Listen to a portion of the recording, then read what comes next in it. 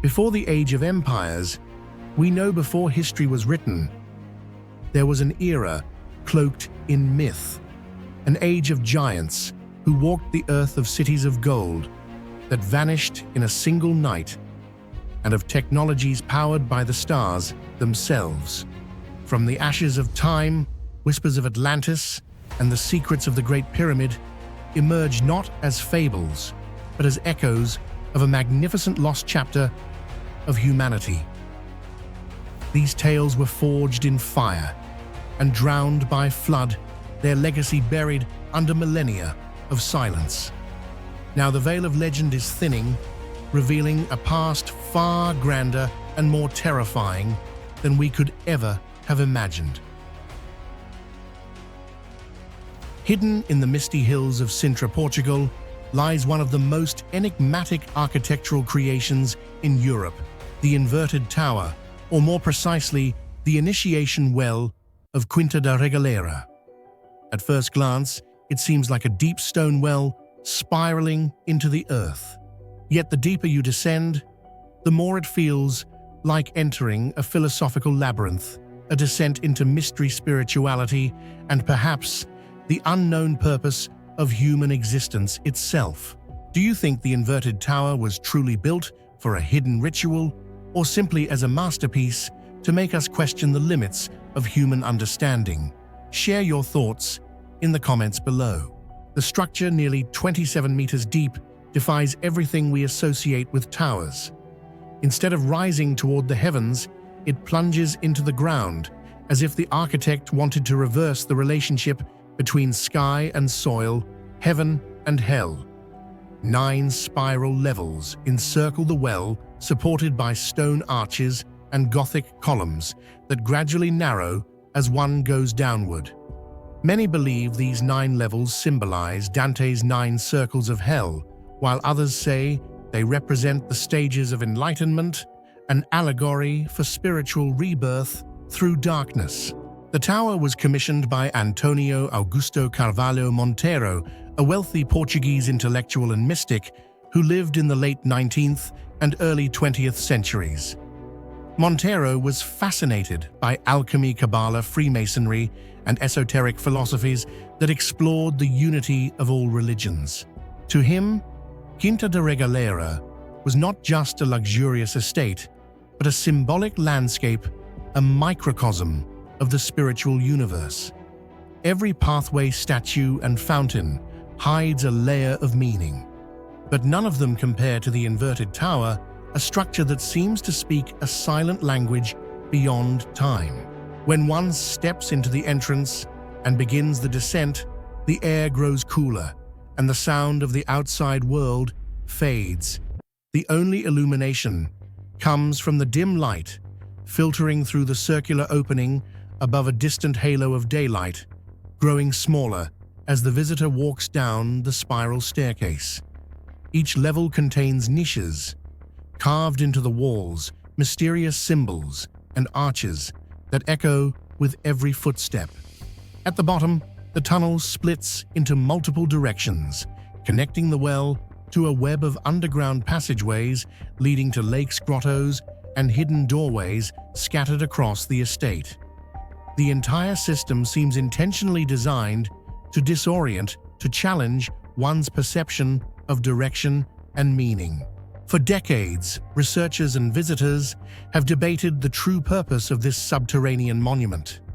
The popular explanation that it served as a site of initiation, rituals for secret societies, has an undeniable allure. According to this theory, participants would descend the well blindfolded, symbolizing the soul's journey through ignorance and darkness. At the bottom, they would pass through tunnels toward the light, emerging into the gardens as a metaphorical rebirth. Such symbolism aligns closely with the ideals of Freemasonry and Rosicrucianism, both of which celebrate enlightenment through secrecy and the mastery of ancient wisdom. However, the truth is far less certain. There are no written records from Monteiro or his architects explaining the tower's intended use. It appears in no blueprint, no public document, and no correspondence that survived. Some historians argue that the structure was never used for rituals at all, that it was instead a philosophical statement, a stone embodiment of Montero's fascination with the as above so below principle of Hermeticism. According to this belief, the universe is mirrored within every soul. Heaven and earth, light and darkness are reflections of one another. The inverted tower, therefore, might have been Montero's attempt to express this cosmic symmetry through architecture, a vertical mirror of the heavens dug into the ground. The absence of definitive evidence has only deepened the mystery. Could it have been an underground observatory aligning with celestial patterns invisible to the naked eye? Or perhaps a meditation chamber designed to isolate the senses from the distractions of the world above? Others suggest a more poetic purpose, that it was never meant to be used at all, but simply to be experienced, to make visitors question what is above, what is below, and what lies between. The well's design supports this ambiguity. The 9 spiraling levels are not perfectly uniform. Their measurements subtly change, as if to distort the rhythm of one's steps. The stones are deliberately rough in some sections, polished in others, making the descent alternately smooth and uneasy. At certain points, one might feel a gust of air from the hidden tunnels, a whisper from the unknown chambers beneath the estate. At the base, the ground is often damp and the air heavy with the scent of moss and thyme. Standing there, gazing upward, one sees the circular opening framed by layers of stone, a single eye of light in an ocean of shadow. Many who visit the inverted tower describe the experience as a form of spiritual initiation, even without any ritual. It compels introspection. The descent feels like a journey into the subconscious, and the return to daylight evokes rebirth.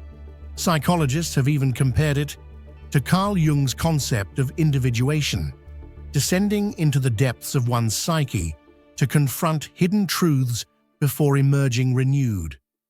Whether Montero intended such psychological symbolism or not, the effect is undeniable. The well transforms space into an inward mirror. Adding to the enigma, the estate is riddled with esoteric symbols, crosses of the Knights Templar serpents devouring their tails, pentagrams subtly carved into stone.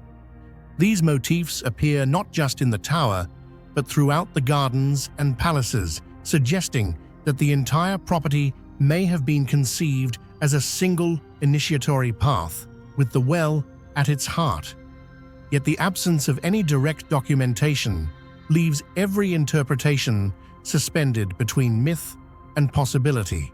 Hidden deep beneath the earth of Sintra, the inverted tower is not only a spiritual symbol, but also a masterpiece of engineering, far ahead of its time.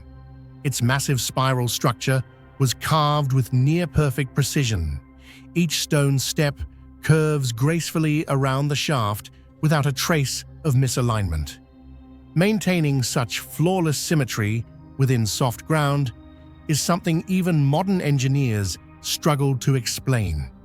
Many stones are so tightly fitted that a blade cannot pass between them, reminiscent of the stonework techniques of the ancient Inca or Egyptians. More than a century later, the structure remains astonishingly stable, showing no signs of collapse or fracture, as if protected by the very mystery it represents. Archaeologists believe that creating such a monument required a level of engineering mathematics and symbolic understanding far beyond its era. Proof that the inverted tower was not merely built from stone, but from knowledge that transcended human limits. Ultimately, the greatest mystery of the inverted tower is not what it was built for, but why it was built at all. Was it Montero's private temple, an homage to the secret societies he admired, a stone poem about the duality of existence, or perhaps, as some modern philosophers suggest, a rebellion against human arrogance, a reminder that the quest for heaven begins not above us, but within the depths of our own being. More than a century later, the inverted tower continues to captivate scientists, historians, and dreamers alike. Every visitor becomes part of its enigma, carrying away a different interpretation. Some see it as a well of light, others as a stairway into darkness. But all agree on one thing: there is nothing else like it on Earth. Standing at the edge of the well, looking down into its spiral abyss, one cannot help but wonder, what truth did Montero see in the darkness below that he could not find in the light above? Tucked high in the sacred valley of Peru, where the Andes rise like frozen waves, lies a site that defies reason, time, and the limits of known technology, Ollantaytambo. It is often described as an Inca fortress or a ceremonial center, but those labels feel almost inadequate when one stands before its megalithic walls. These stones, each weighing tens of tons, are carved and fitted with such impossible precision that even today, engineers and archaeologists stare in disbelief. To touch them is to touch a mystery, one that whispers of a forgotten knowledge, a purpose that the ages have erased but not silenced. What do you think is the true purpose of the giant walls at Ollantaytambo? A fortress, a temple, or something far beyond our current understanding? Share your thoughts in the comments below. The first impression visitors feel when arriving at Ollantaytambo is not architectural admiration, but a sense of awe. The Temple of the Sun, crowning the complex features, 6 enormous monoliths, each estimated between 40 and 90 tons, standing upright, like the spines of some sleeping titan. Their surfaces are flawlessly smooth, and their edges align in such harmony that no mortar was ever needed. Yet what truly perplexes scholars is not only their size, but their origin. The stones were quarried from a mountain on the opposite side of the valley, more than 5 kilometers away, across a river and through rugged terrain. Transporting them without wheels, without iron tools, without draft animals capable of such a load seems beyond the capabilities of the known Inca technology. And still, these stones stand unmoved by earthquakes that reduced later Inca constructions to rubble. Their joints are not straight lines, but complex curves interlocking polygons that fit together like a 3D puzzle. Some surfaces bulge slightly, some depress inward, yet every piece locks into the next so perfectly that the entire wall seems to breathe as one solid body. The craftsmanship has led to one of archaeology's most persistent questions: were these truly built by the Incas or by an earlier civilization that mastered stone in ways now lost to us? The more closely one studies the walls, the stranger they become. There are traces of tool marks, smooth scooped lines and surfaces that appear to have been molded rather than chiseled. Certain sections even show what looks like deformation, as if the stone had once been soft or heated before cooling into its present state. Some modern researchers speculate about unknown methods of stone softening, perhaps chemical or thermal, that would have allowed for the extraordinary shaping of these massive blocks. Others insist it was pure, manual genius, a product of patience, experimentation, and an understanding of material science that we have underestimated. But neither explanation fully accounts for the precision nor for the choice to work with such impossible materials when smaller stones would have sufficed. Because the truth is, no one truly knows why Ollantaytambo was built the way it was. Was it a fortress, a temple, an observatory, or something else entirely? Something whose meaning has faded beyond the reach of history. The mainstream archaeological view suggests that Ollantaytambo was a strategic military stronghold.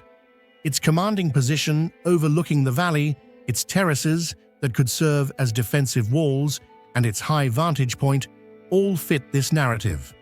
Yet the monumental stones, particularly those in the Temple of the Sun, seem excessive for simple defense. They were positioned with the care of a sacred shrine, not a fortress wall. Moreover, their alignment with solar and celestial events, such as the June solstice sunrise, which perfectly illuminates the face of one monolith, hints at a deeper astronomical function. Could this place have been designed as a solar temple where priests measured the movement of the heavens and celebrated the eternal return of the sun? Others, especially alternative historians and local Quechua traditions, speak of energy. They claim Ollantaytambo lies on a ley line, one of the so-called earth energy currents that connect ancient sacred sites across the globe, from the Great Pyramids to Stonehenge to Machu Picchu. According to this interpretation, the walls of Ollantaytambo were not built merely to last, but to channel. The shape of the stones, their specific orientation, and even the magnetic properties of the andesite rock were said to create a resonance, a field that once powered ceremonies, healing rituals, or perhaps even communication with the spiritual world. While mainstream science dismisses such claims as pseudoscience, the fact remains that the site does possess unusual geomagnetic readings, and visitors frequently report a distinct vibration, a presence that is difficult to explain in purely physical terms. Then, there is the most haunting idea of all, that Ollantaytambo may have been built as part of an ancient global network, a system of knowledge sharing, long before our recorded history began. The precision of its masonry echoes the stones of Sacsayhuaman Pumapunku and even distant Egypt. The idea of an interconnected prehistoric civilization, though unsupported by direct evidence, continues to attract fascination. Could Ollantaytambo have been a node, a surviving fragment of a forgotten technological age whose purpose has been buried by time? If so, what kind of knowledge was preserved here? What was the function of these perfect walls beyond the aesthetic or symbolic? One of the most striking clues may lie in what is missing. Archaeologists note that the Temple of the Sun appears unfinished. Massive blocks lie scattered along the slope as if construction was abruptly halted. Were the builders interrupted by invasion, natural disaster, or something else? Or was the structure deliberately left incomplete for ritual reasons, its unfinished state symbolizing an eternal cycle rather than a failed project? The mystery deepens when one considers that the most advanced stonework, the megalithic base, is older than the upper layers, which are built with smaller stones in typical Inca style. It is as if two civilizations met here across time, one possessing a mastery over stone that seems almost alien, and another inheriting its ruins and reshaping them for new purposes. Even within the Inca worldview, Ollantaytambo held a sacred significance. It was known as a place of the gods, a house of dawn. Legends tell of the god Viracocha, the great creator who journeyed through the Andes, teaching humans the arts of civilization. Some versions claim that he or his servants built the megalithic foundations before vanishing across the Pacific. To the Incas, the site's origin was divine, and perhaps that reverence is what preserved it long enough for us to question it today. Every attempt to rationalize the walls of Ollantaytambo seems to lead to more questions. How could people working with bronze chisels achieve such mirror-smooth joints? Why would they transport stones, heavier than modern tanks, across treacherous mountains? Why shape them into interlocking polygons when simple rectangles would have sufficed? The answers do not come easily, and perhaps they never will. For all our lasers, drones, and scanning technologies, we have yet to replicate such a feat with the same timeless elegance. The walls mock our arrogance. They remind us that history may not be as linear nor as complete as we believe. Today, as sunlight drifts across the valley and paints the stones gold, Ollantaytambo remains a riddle carved in silence. The walls stand as if alive, breathing, remembering, waiting. They are the voice of an age that spoke in geometry and granite, in shadow and alignment. Whatever purpose they once served, fortress, temple, observatory, or something we cannot yet name, they still fulfill one undeniable role. They make us question everything we think we know about the human past. Perhaps that is their true purpose, not military, not religious, but philosophical. To endure, to confuse, to inspire, to stand as proof that mystery itself is sacred. For in the end, the greatest achievement of Ollantaytambo's megalithic walls may not be their strength or precision, but the fact that they still whisper after 1,000 years. The oldest truth of all, that the human story is far older and far stranger than we dare to imagine. Rising on the golden sands of Odisha's eastern coast stands one of humanity's most breathtaking enigmas, the Sun Temple of Konark, a monument that has defied time, logic, and decay for nearly 8 centuries. Built in the 13th century under King Narasimhadeva the Fine of the Eastern Ganga dynasty, this vast stone temple was not merely a shrine, it was a living machine of the cosmos, meticulously aligned to the movement of the sun. To the casual eye, it is a ruin, but to historians, architects, and mystics, it remains a riddle, carved in stone, holding secrets that the modern world still struggles to decode. Do you think the Sun Temple of Konark was simply a place of worship or a complex cosmic machine built with a purpose we no longer understand? Share your thoughts in the comments below. At its height, Konark was envisioned as a colossal stone chariot drawn by 7 horses carrying the sun god Surya across the heavens. Its walls were covered in over 2,000 intricate carvings depicting celestial beings, dancers, animals, and humans, each detail narrating the eternal rhythm of time. The temple's 24 massive wheels, each nearly 3 meters in diameter, were not merely decorative. They represented the hours of the day, the months of the year, and the ceaseless passage of cosmic time. When the first rays of dawn touched the temple's eastern entrance, light streamed directly into the sanctum, illuminating the statue of Surya himself, a powerful symbol of divine presence and architectural genius. Yet today, the heart of the temple is gone. The great sanctum that once housed the radiant image of the sun god has collapsed, vanished, or been deliberately removed. Only fragments of its outer structures remain silent witnesses to what was once one of the most magnificent temples ever built. The mystery surrounding this disappearance has haunted scholars for centuries, giving rise to legends, theories, and even supernatural speculation. Through the centuries, the fall of the Sun Temple of Konark has become one of India's most haunting mysteries.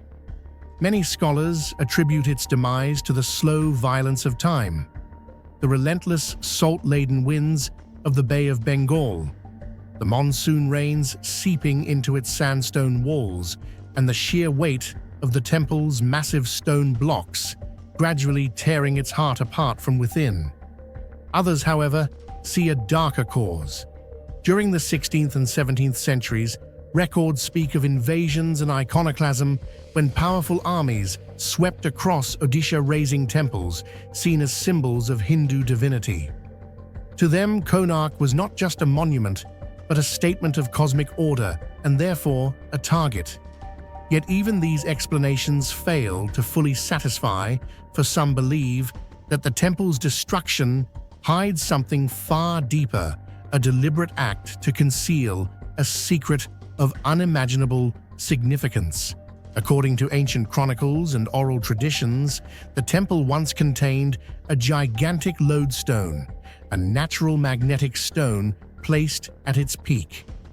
This magnetic core, combined with the temple's metallic framework, allegedly caused ships sailing off the Bay of Bengal to lose their bearings as their compasses spun wildly. Sailors complained of being unable to navigate properly near the coast of Konark, and it is said that foreign powers removed the magnet to safeguard maritime routes. Some versions of the tale go further. The removal of the magnet, they say, disrupted the delicate balance of the temple's architecture, causing its central tower to collapse. But others see a more mystical explanation. They believe the Sun Temple was never just a monument. It was a conduit of solar energy, an ancient power station of sorts.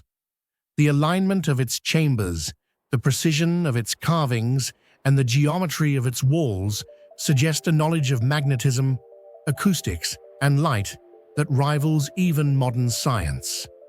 In this interpretation, the missing core of the temple was a focus of cosmic energy channeling sunlight and magnetic fields into the heart of the structure. When that element was disturbed or stolen, the entire system failed, leading to the temple's mysterious disintegration. Today, all that remains of the central shrine is a mound of broken stones and pillars, remnants of what was once a 70-meter-tall sanctum, now lost to time. Archaeologists who study the site have found no definitive trace of the main idol of Surya that was once said to radiate light from polished stone. Was it looted? Was it buried beneath the sands to protect it from invaders? Or was it dismantled by the temple's own priests who sought to conceal a deeper secret from the world? No one can say for certain. Adding to the intrigue, no contemporary record explains why such a magnificent monument was abandoned so quickly after its completion.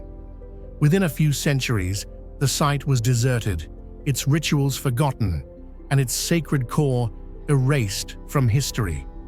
This silence, the absence of any mention of the fall of Konark in royal or temple inscriptions, has only deepened the mystery.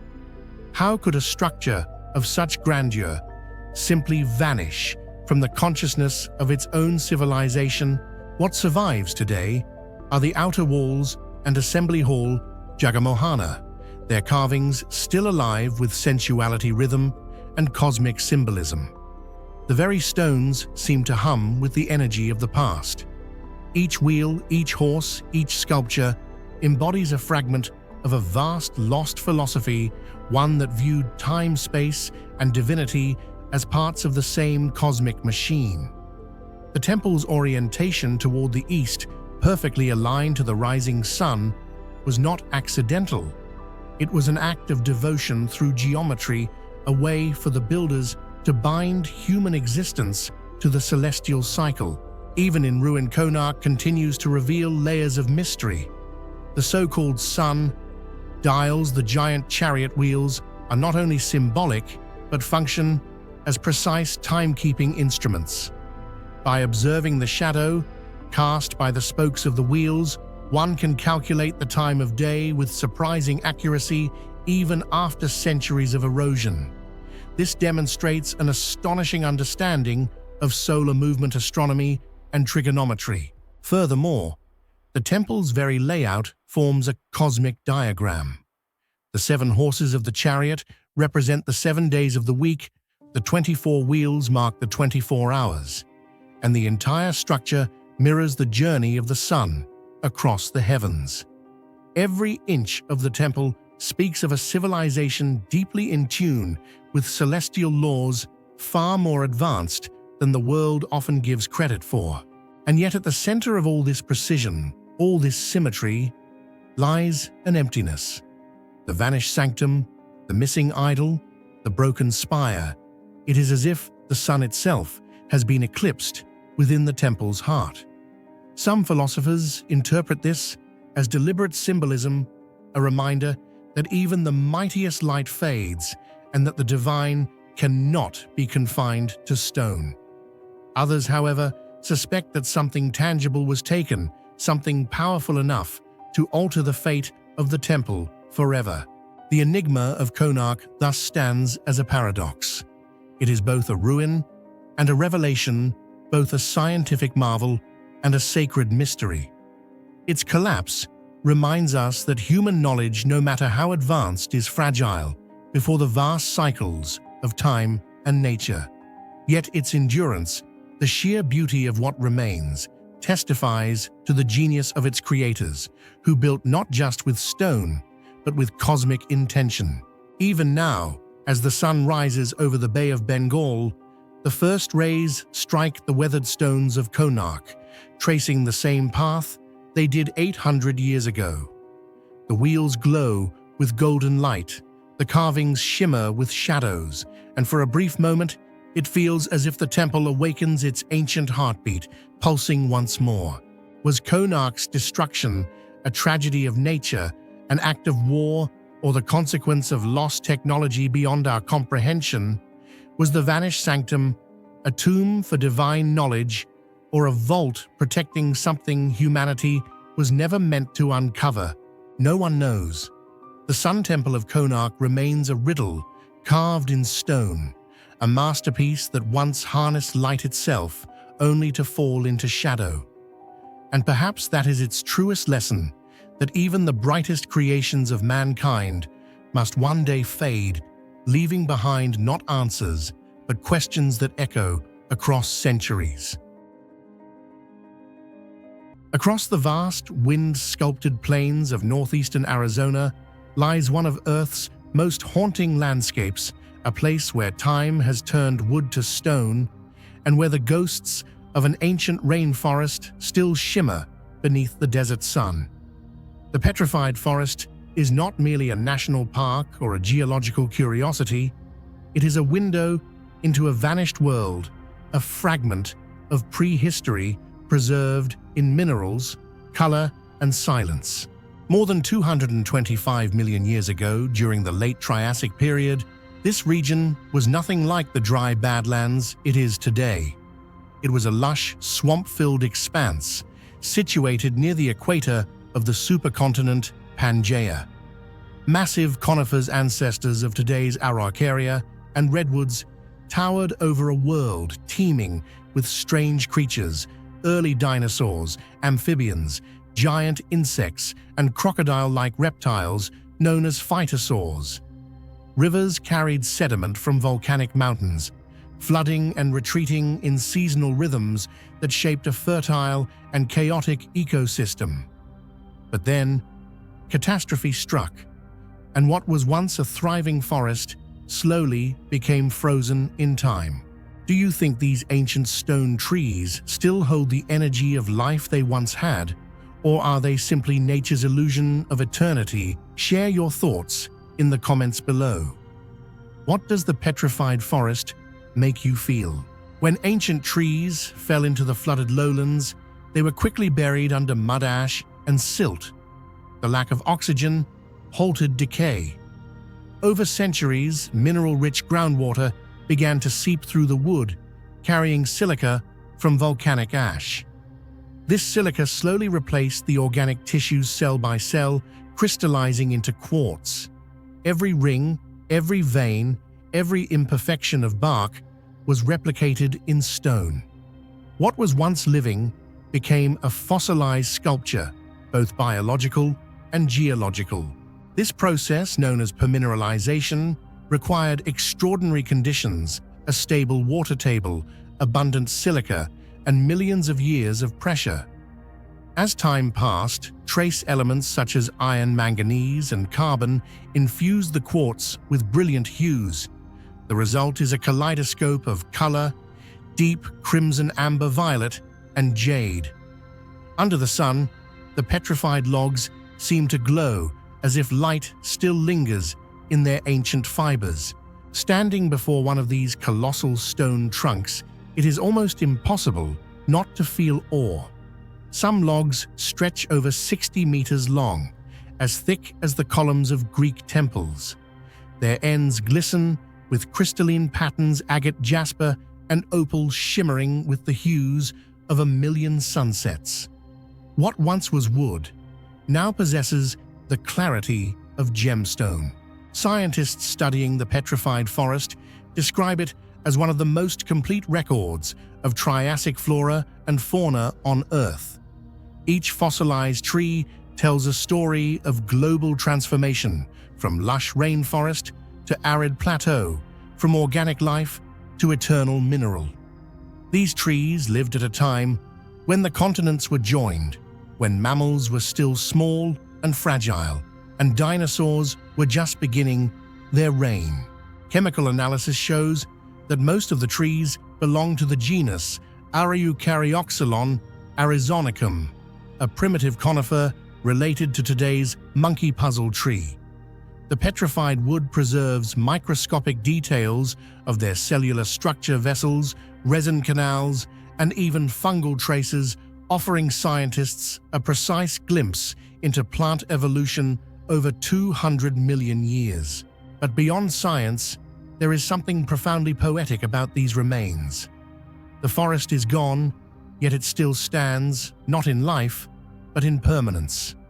It is a paradox of existence destruction that created immortality. As the supercontinent Pangaea drifted northward and the climate grew drier, the once green world of Arizona began to vanish.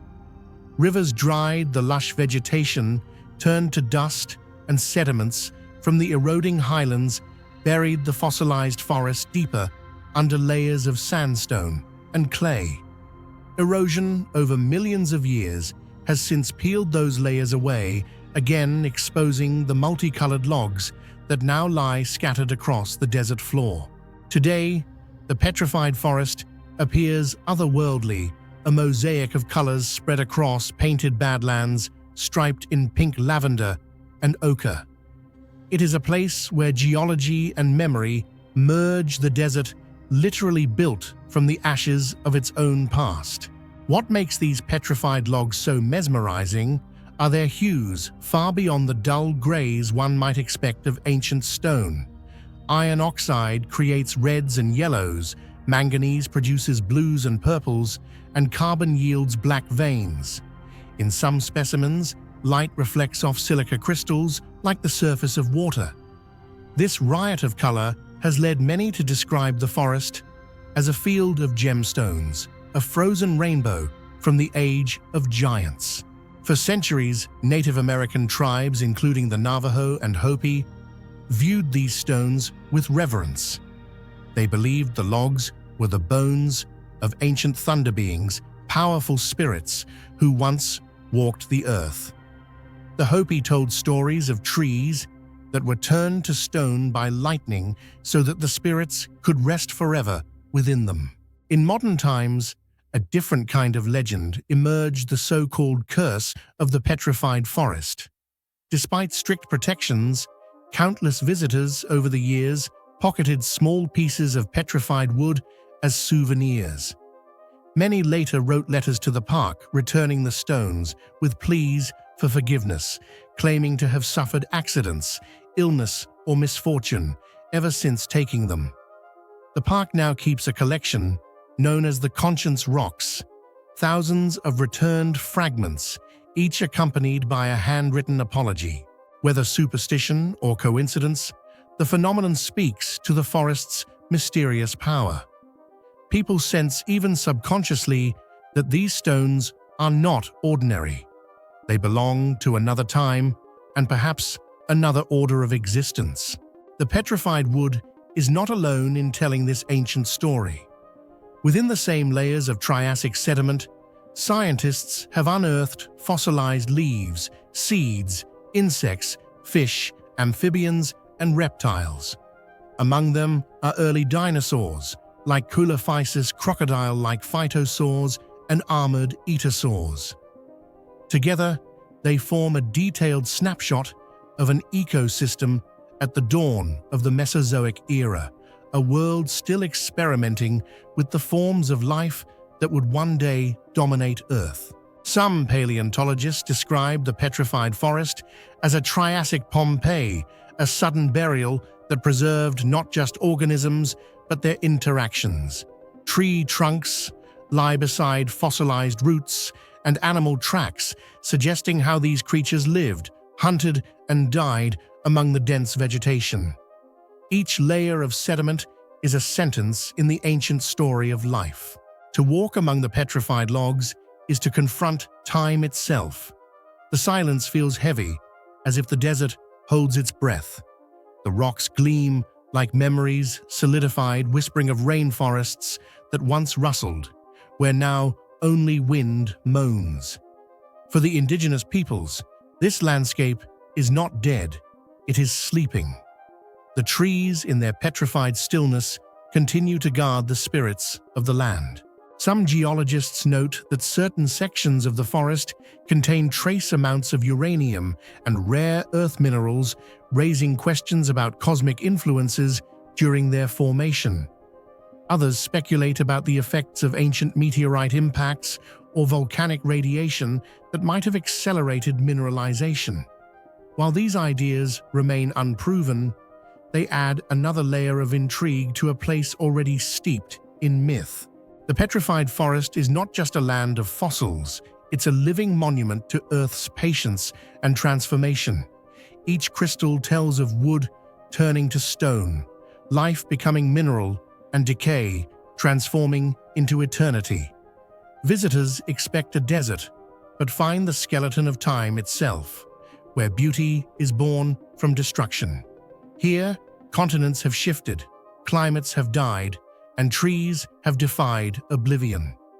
The forest speaks in eons, reminding us that beneath every stone lies an ancient truth: nothing truly dies, it only changes form.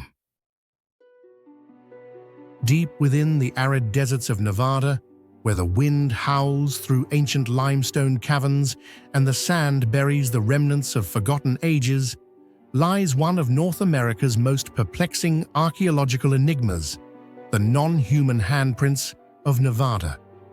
These strange impressions, discovered on the walls and ceilings of caves scattered across the Great Basin.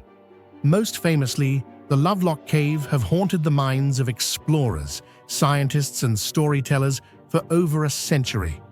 They are not drawings, not carvings, but impressions seemingly pressed into the rock itself by hands that do not appear to belong to any known species of human. What do you think about this? Are the giant handprints in Lovelock Cave evidence of a vanished species, or merely a misunderstood natural phenomenon? Share your thoughts in the comments below. Sometimes the truth hides within the echoes of legend. When early miners and later archaeologists first entered Lovelock Cave in the early 1900s, they expected to find traces of Native American life tools baskets and remnants of habitation. What they did not expect were the massive handprints etched into the hardened clay and rock. Some were faint, like the ghostly traces of someone who brushed their hand across wet earth long ago. Others were deep, deliberate impressions, each finger clearly defined, yet oddly elongated, disproportionate, and almost skeletal. At first, they seemed like ritual markings, perhaps part of a lost religious or symbolic tradition. But as the researchers measured them, confusion turned to disbelief. Some of the handprints measured over 30 centimeters, 12 inches in length, far exceeding the largest known human hands. The fingers were impossibly long, and in several cases, the spacing between digits suggested a physiology completely alien to modern humans. This is where the mystery deepens. A typical adult male's hand averages around 7 to 8 inches in length, from wrist to fingertip. Yet these Nevada impressions were nearly double that size, with fingers extending like narrow branches, too long and too thin to match the proportions of even the tallest known humans. Some researchers proposed that perhaps these were stylized artistic exaggeration symbols rather than true representations. But microscopic analysis of certain prints suggested natural depth and pressure distribution, as though a heavy hand had physically pressed into soft clay thousands of years ago before it hardened into stone. the thumb-to-finger ratio also appeared off. On human hands, the thumb typically aligns lower and at an angle designed for grasping. In many of the Nevada prints, the thumb seems longer and straighter, placed almost parallel to the other digits, more like a primate's adaptation for crawling or climbing or even something reptilian. Were these traces the result of deformation by erosion, or were they truly the impressions of a being whose anatomy no longer exists on Earth? Long before modern explorers set foot in the Nevada desert, the Paiute people told stories of the Sitka red-haired giants and cannibals who once lived deep within the caves and fought against their ancestors. According to legend, the Paiute eventually trapped them inside and burned them alive, ending the Age of Giants. When archaeologists excavated Lovelock Cave in 1911, they uncovered giant bone sandals over 15 inches long and large handprints, leading many to believe the legend was true, though skeptics dismissed it as mere coincidence and human imagination. The walls of Lovelock and nearby caves are composed primarily of ancient lakebed clay, hardened over millennia as the waters of Pleistocene Lake Lahontan receded. When wet, this clay is soft enough to capture impressions in exquisite detail, finger ridges, nail tips, even subtle palm contours. But to form such deep impressions, tremendous pressure would have been required, far more than a human could easily apply by hand. This led some geologists to suggest that the prints might have been made when the material was more malleable, perhaps tens of thousands of years ago, long before the region became inhabited by modern humans. If that's true, then the beings who made them may have lived in an era completely unrecorded by known history. The disproportionate scale of the prints has remained the central question in this mystery. In some caves, the handprints appear alongside large footprints, broad and flat, with unusually long toes, though not always in matching pairs. The coexistence of both has fueled debates about whether Nevada once hosted a race of prehistoric giants or some other lost lineage of humanoids. Modern forensic comparison shows that if a creature possessed hands of that size and proportion, its height could easily exceed 10 feet over 3 meters. Even allowing for exaggeration or distortion, this points to an anatomical scale incompatible with Homo sapiens. Yet no confirmed skeletons of such giants have ever been publicly verified, despite claims that fragments once existed before being lost, destroyed or hidden in museum archives, a fact that has only deepened the myth. Archaeologists have long tried to offer scientific and reasonable explanations for the giant handprints found in Nevada's caves, yet the deeper they delve, the more contradictions they encounter. Some scholars suggest the prints may be remnants of ancient religious rituals where early humans used clay molds or tools to depict the hands of deities, symbols of divine power and creation.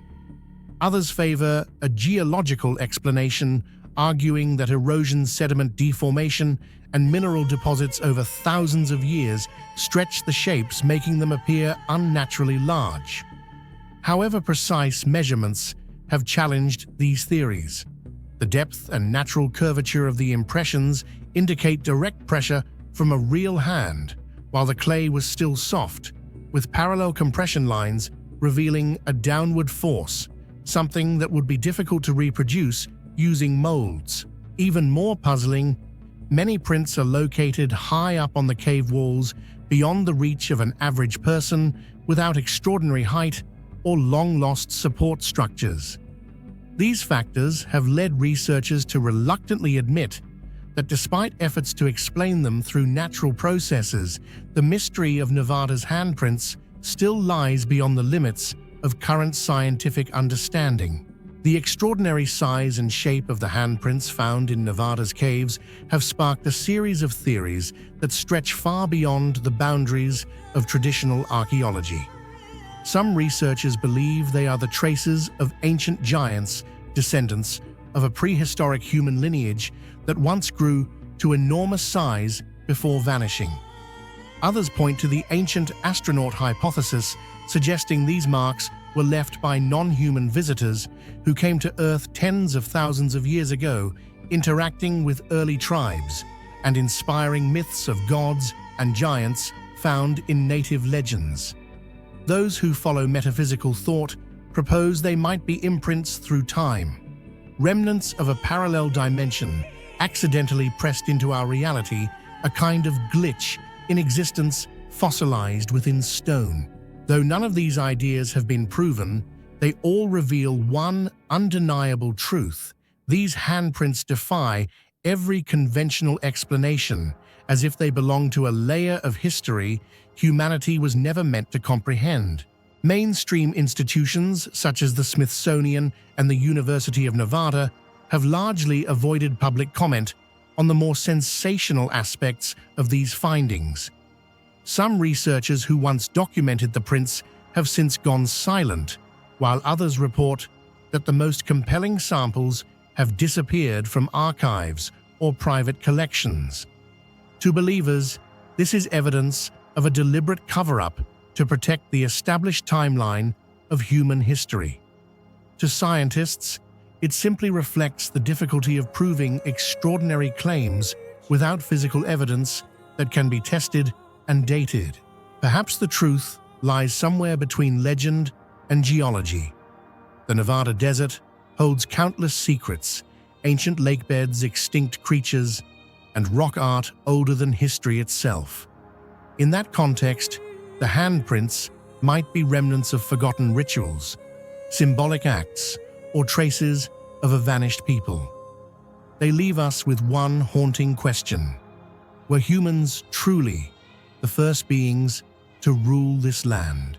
Every few years, explorers return to the caves of Nevada to capture images of those mysterious handprints.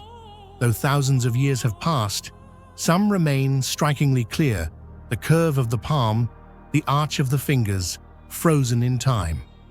Standing before them, one feels as if touching the memory of the earth itself, where history may not be as simple or as solitary as we once believed. So, what are the non-human handprints of Nevada art, accident or evidence? Until we find the answers buried beneath the desert dust, they remain silent witnesses to a story older than humanity itself. High in the thin, wind-bitten air of the Andes, where clouds touch stone and ancient ruins watch the stars, there exists a legend that refuses to fade, the legend of the Sky People. For centuries, stories have whispered through the mountains of strange beings descending from the heavens, bringing knowledge, light, and language to early humanity. To the people of the Andes, the Inca Tiwanaku and Aymara, these visitors were not mere gods carved in myth, but real teachers who once walked among them before returning to the skies. Archaeologists, linguists, and mystics alike have puzzled over the same question: who were the Sky People, and how did their presence reshape the language, symbols, and thought of ancient South America? Do you believe the legends of the Sky People are ancient myths or memories of real visitors from beyond our world?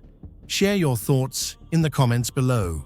Unlike the codices of Mesoamerica or the hieroglyphs of Egypt, the civilizations of the Andes left behind no alphabetic writing system as we know it today. Instead, their messages are hidden in patterned symbols and oral rhythms that seem to pulse with something beyond human invention. The Aymara language, still spoken by over 1 million people in Bolivia, Peru, and Chile, is perhaps the most fascinating linguistic mystery of them all. Some researchers have claimed it is a built language, structurally logical in a way few natural languages are. In the 1980s, linguistic studies by Ivan Guzman de Rojas revealed that Aymara's syntax allows for bidirectional logic, meaning sentences can be read both forward and backward without losing coherence, almost as if it were designed for binary computation. That discovery led to an astonishing hypothesis. Could Aymara have been constructed or taught by an advanced civilization, possibly the same sky people who appeared in Andean myth?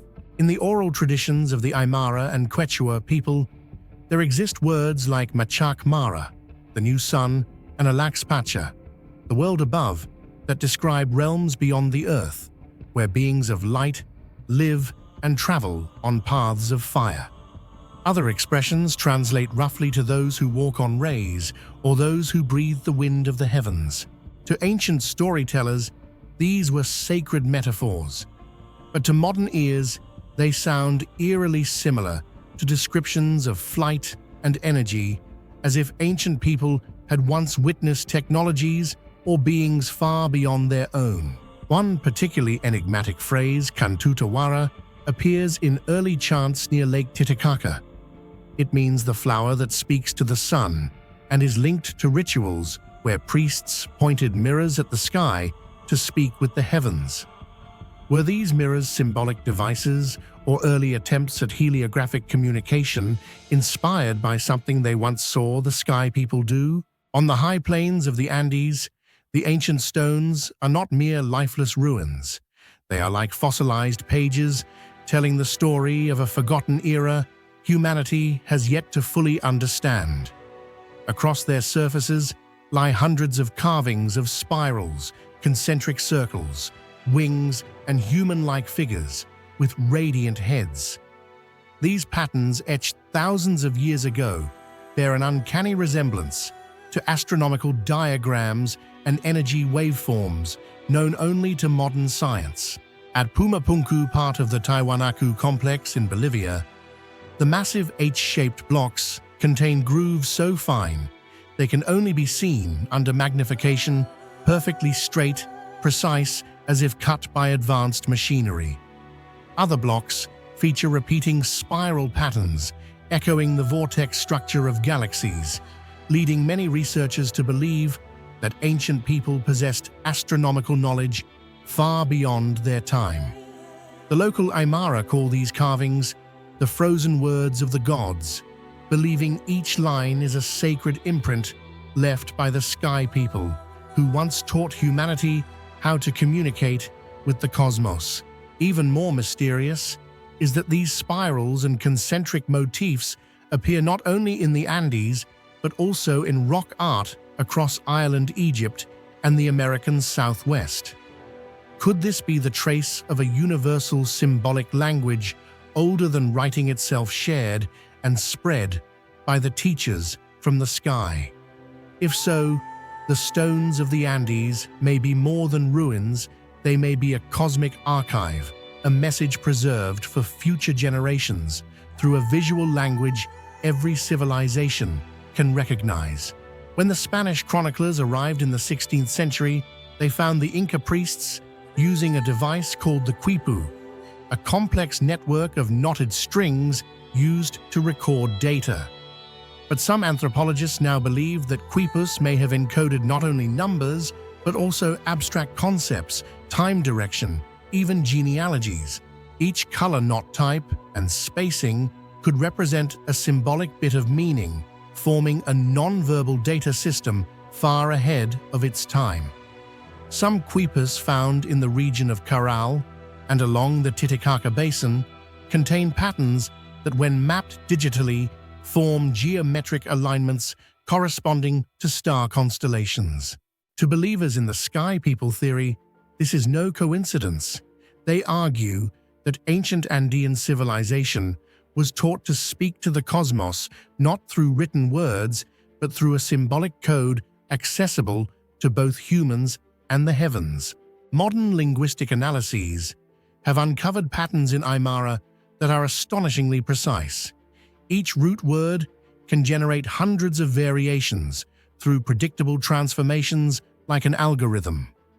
The language is mathematically recursive, built on principles of symmetry and balance.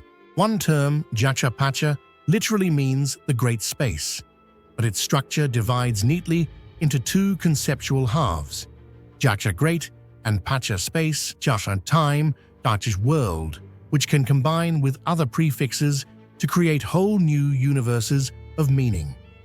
To the Aymara time flows backward, with the past visible before us, and the future hidden behind a concept that defies Western physics but aligns curiously with non-linear cosmologies found in quantum theory. Was this worldview born from simple reflection or from contact with minds that perceived reality differently? On high mountain peaks, the Inca constructed sun observatories aligned with the Pleiades and Orion. In Aymara, Orion's belt is called Cuichinyawi, the eye of the rainbow.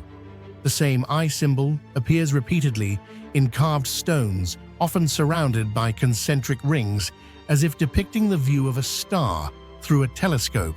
In Nazca, the massive geoglyphs animals, spirals, humanoid figures stretch across 500 square kilometers of desert.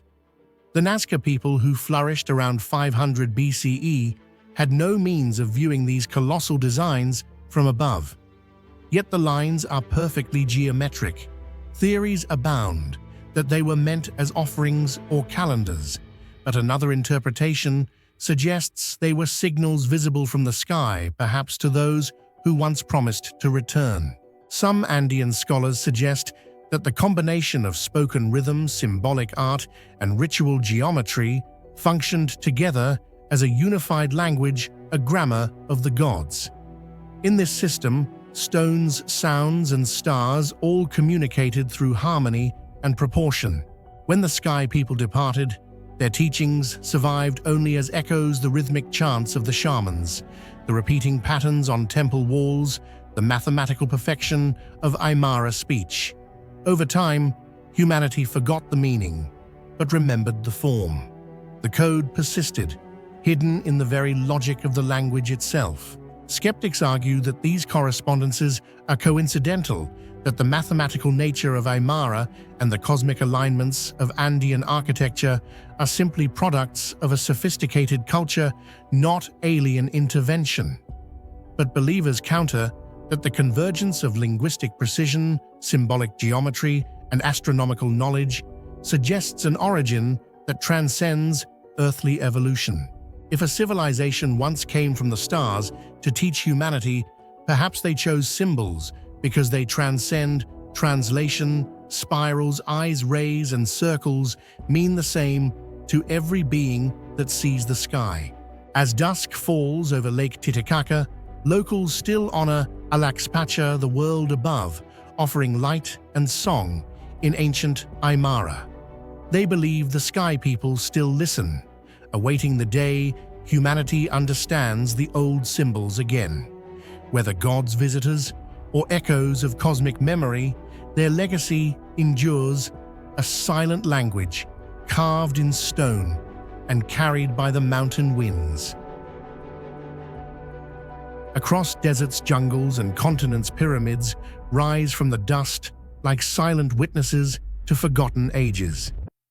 Yet among all the enigmas surrounding these timeless monuments, few are as fascinating or as unsettling as the so-called twin pyramids alignment theory.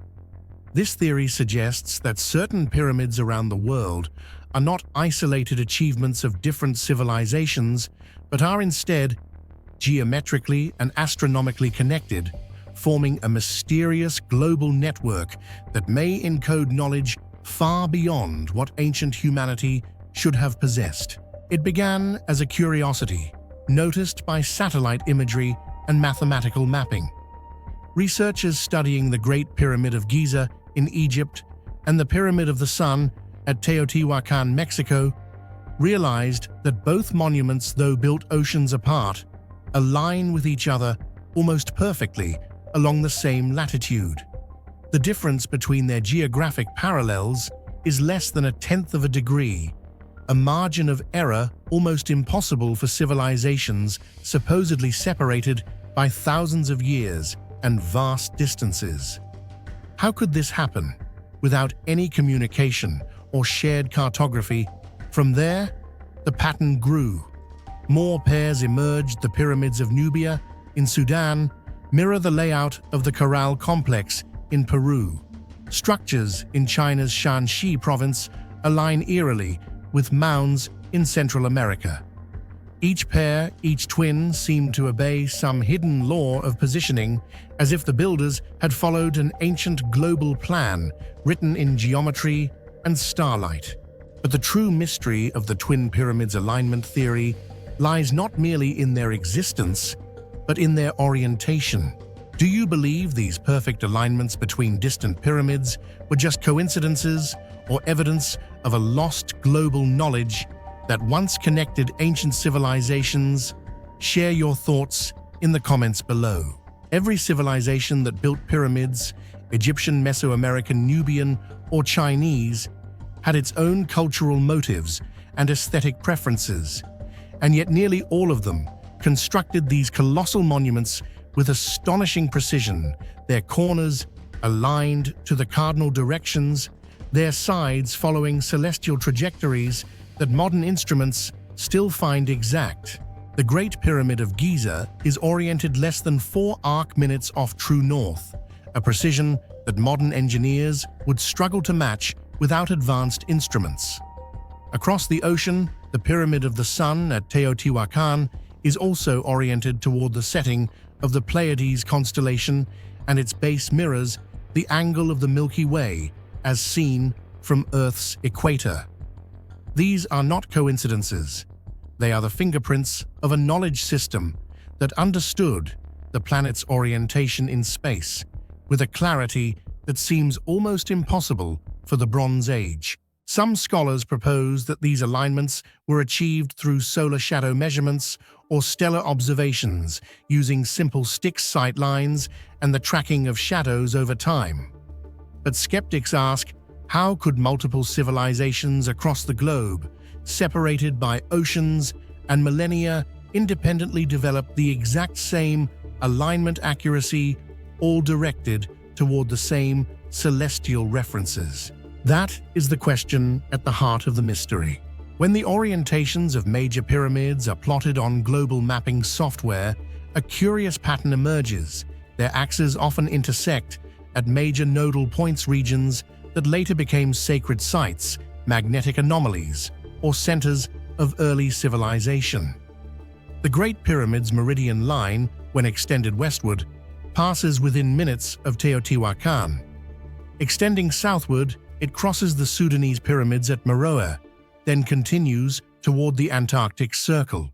To believers in the Twin Pyramids theory, this is not random. They argue that these monuments were placed deliberately along the Earth's geomagnetic grid, forming a vast web of energy lines commonly referred to as ley lines that may once have functioned as a planetary system of balanced energy transfer or communication. Skeptics, of course, dismiss this as pseudoscience, but even they cannot fully explain the architectural uniformity, the consistent northward orientation, the replication of geometric ratios, and the astronomical symmetry found among sites built by people who had supposedly never met each other. If the alignments were intentional, it implies that ancient builders possessed a form of global geodesy, the science of measuring the Earth's shape, size, and position in the cosmos. Modern geodesy requires satellites, GPS, and mathematical modeling. How could pyramid builders thousands of years ago know how to orient their structures to true north with such microscopic error when even magnetic compasses had not yet been invented? Some theorists speculate that they may have used the precession of the equinoxes, the slow wobble of Earth's axis, to calculate true north over centuries of observation. Others go further, suggesting that remnants of a lost mother civilization, perhaps the legendary Atlantis or another prehistoric maritime culture, passed this knowledge down before vanishing from history. In this interpretation, each twin pair of pyramids marks a node of ancient navigation, like beacons aligned across continents to map Earth's curvature. Their builders could have used the stars as a universal coordinate system, constructing monuments to synchronize space and time, a kind of global calendar written in stone. Beyond coincidence, the stones themselves tell a deeper story. The Great Pyramid of Giza is not only aligned with the four cardinal directions, but also mirrors the three stars of Orion's belt, the same celestial pattern found in the layout of Teotihuacan in Mexico. Both structures share almost identical base angles of about 51 degrees, a value that perfectly balances strength, stability, and the sacred geometry of the golden ratio. Even more intriguingly, their materials, granite and limestone in Giza, volcanic tuff in Teotihuacan, possess similar electromagnetic properties as if chosen to interact with the Earth's natural energy. Such precision and intentionality suggest these monuments were not merely symbols of faith or royal power. They may have been designed to serve a deeper functional purpose, to resonate with telluric currents, amplify cosmic energy, or stand as monumental instruments, connecting the heavens and the earth through geometry, vibration, and light. Consider this to orient a structure like the Great Pyramid to within less than a 20th of a degree of true north. The builders would need to measure Earth's rotation, the drift of the magnetic pole, and the arc of the sun's apparent motion, data that modern science only quantified in the past few centuries. Yet these alignments exist carved into solid stone thousands of years ago. Could such precision arise from trial and error? Could priests and masons, using only naked eyes and primitive tools, achieve what NASA engineers might call sub-arc minute accuracy? The possibility strains belief. Even if one accepts that such feats were possible locally, how then to explain that different civilizations achieved identical results, oriented in the same global direction, despite having no known contact? One emerging perspective interprets these alignments not as communication between peoples, but as communication with the planet itself. The Earth has natural lines of force, gravitational, magnetic, or energetic, that ancient architects may have sensed and encoded into their monuments. The twin pyramids, therefore, might represent harmonic anchors, balancing the planet's energetic field across hemispheres. In this view, orientation was not about where the stars were, but about where energy flows. When positioned correctly, the pyramid's mass and geometry could interact with the planet's resonance, producing subtle vibrations or frequencies that modern instruments have only begun to detect. Despite all technological progress, we cannot replicate the orientation precision of the ancient pyramids using purely manual methods. Engineers have attempted experiments using the same tools available to ancient Egyptians and consistently fall short of their accuracy. This enduring fact keeps the twin pyramids alignment theory alive. Whether through shared ancestral knowledge, divine inspiration, or a forgotten science of the earth, the builders of these monuments understood orientation not as mere direction, but as a dialogue between heaven, earth, and time itself. The true purpose of the twin pyramids remains unknown. Were they observatories, power sources, or sacred instruments linking humanity with the cosmos? Their perfect orientation encodes mathematics, astronomy, and philosophy, suggesting ancient builders mapped not just the earth, but reality itself. Across oceans and ages, these monuments follow the same invisible lines, hinting that our ancestors may have understood the planet's place in the universe far deeper than we can imagine. When the Viking 1 orbiter transmitted a grainy black-and-white image back to Earth on July 25, 1976, no one at NASA could have predicted how much that single frame would ignite the imagination of humanity. There, on the dusty plains of Cydonia Mensae, stood what appeared to be a colossal human face, carved into the surface of Mars, complete with eyes, a nose, and a mouth staring upward toward the stars. Measuring more than 2 kilometers across, the structure instantly divided the scientific community and the public alike. Was it merely an illusion of light and shadow, or the work of an ancient intelligence? long vanished from the red planet. For many, the face of Mars became far more than a geological curiosity. It represented the possibility, however remote, that Mars once hosted life, perhaps even a civilization capable of sculpting monuments in its own image. The timing of the discovery, amid the excitement of the space age, only deepened its impact. In an era when humanity was extending its reach beyond Earth, for the first time, finding a human-like visage, gazing back from another world felt almost symbolic, as if the universe itself were whispering that we were not alone. As NASA's early analysts examined the photograph, they quickly proposed a mundane explanation. The low angle of the sun, the poor resolution of the camera, and the natural erosion of Martian rock could easily produce shapes that mimic familiar forms, a psychological phenomenon known as pareidolia.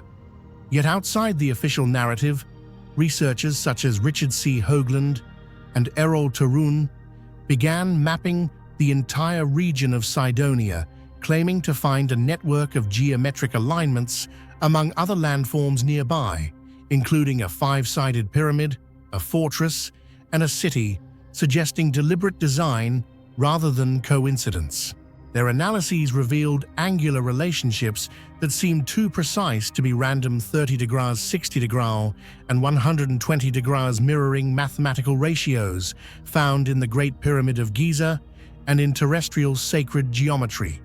To them, the implication was staggering, that both Mars and Earth might share a common architectural heritage, perhaps stemming from an advanced civilization predating human history itself. Decades later, the arrival of the Mars Global Surveyor and the Mars Reconnaissance Orbiter provided far sharper images of the face. Under high resolution and full daylight, the formation appeared far less human, revealing itself as a naturally eroded mesa. NASA published the new photographs to silence speculation, once and for all, but the mystery refused to die. Many noticed that the general symmetry of the structure remained uncanny, and some accused the agency of manipulating brightness levels or even airbrushing the images. To believers, the face had not been disproven, it had been covered up. Yet the debate took an even stranger turn when explorers and geologists began discovering earthly landscapes that bore a striking resemblance to the Martian face. These terrestrial parallels reignited fascination, suggesting that what we see on Mars may not be a singular oddity, but part of a broader, cosmic pattern connecting worlds. One of the most famous examples lies in the Badlands of Alberta, Canada, where satellite imagery revealed a massive formation resembling the profile of a Native American warrior, complete with headdress and feathers, gazing stoically toward the horizon. Dubbed the Badlands Guardian, the site was first noticed through Google Earth and quickly gained attention for its extraordinary likeness to a carved human head. Geologists insist that it is entirely natural, formed by wind and water erosion, yet the similarity is uncanny. Just like the Martian face, its appearance depends on specific lighting and shadow conditions. Under certain angles, the terrain's ridges and valleys combine to form features too deliberate to dismiss a nose, a mouth, even an ear. To some, the Guardian seems like Earth's mirror image of the Cydonia monument, as if the planet were echoing its Martian sibling. Further south in Argentina's rugged landscapes, another natural sculpture known as Cabeza de la Mujer, head of the woman, emerges from the desert stone. From the air, the mountain looks like a reclining female face with gentle contours forming the lips, nose, and closed eyes of a giant, lying in eternal rest. Again, it is a purely geological formation, yet its proportions follow human symmetry to an astonishing degree. The resemblance to the Martian formation is so close that aerial photographers and digital modelers have often placed the two side by side, marveling at their similarity. In Australia, Mount Augustus, the world's largest monolith, reveals yet another massive facial pattern when viewed from above, a faint outline that appears only under certain shadows during sunrise and sunset. Indigenous oral traditions surrounding the site speak of ancient sky beings and the creation of the land, stories that eerily parallel mythologies of star visitors found in other parts of the world. Such myths, when compared across continents, seem to point to a shared human memory, one that connects the heavens with the earth. But perhaps the most provocative aspect of these parallels is not the geological resemblance itself, but what it reveals about human perception.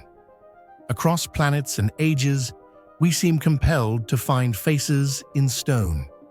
This deep instinct may reflect our search for connection, for meaning, for traces of life, especially in the void of space. Whether carved by nature or by intelligence, these faces awaken a profound emotional response: recognition. We recognize ourselves, or something like us, gazing back. Still, some researchers take the comparison further. They argue that the pattern repetition between Mars and Earth, the presence of face-like features, pyramid-like structures, and symmetrical landforms hints at a deeper geometric principle underlying planetary formation. This view, sometimes called the fractal geometry of consciousness, suggests that life and form follow universal blueprints echoed across cosmic scales. In this context, the face of Mars and its earthly twins might represent not artifacts of civilization, but manifestations of geometry itself, the universe sculpting familiar shapes from chaos. There are also mythological interpretations. In ancient cultures from Egypt to Mesopotamia, the act of shaping a face in stone was sacred, a way of preserving the essence of gods or ancestors. The Great Sphinx of Giza, with its weathered human visage, has often been compared to the face of Mars. Both share the same frontal symmetry, both stare eternally toward the rising sun, and both are surrounded by smaller structures reminiscent of temples or pyramids. Could this be coincidence? Or does it suggest that early humans were trying to replicate something they had once seen, perhaps a celestial monument known to their distant ancestors? Even more intriguing are the recurring legends of beings descending from the sky to teach mankind the arts of construction, astronomy, and writing. The Sumerians spoke of the Anunnaki, the Egyptians of the gods of the stars. Some speculative theorists link these myths to the possibility of ancient Martian visitors who left behind monumental clues both on their dying planet and here on Earth. Within that narrative, the terrestrial parallels of the face become fragments of a larger cosmic message that humanity's origins and destiny are intertwined with Mars. Skeptics counter that such ideas rely too heavily on imagination and not enough on data. Yet even they admit that the psychological power of these formations is undeniable. The human brain, finely tuned to detect faces, reacts instantly to symmetry and proportion.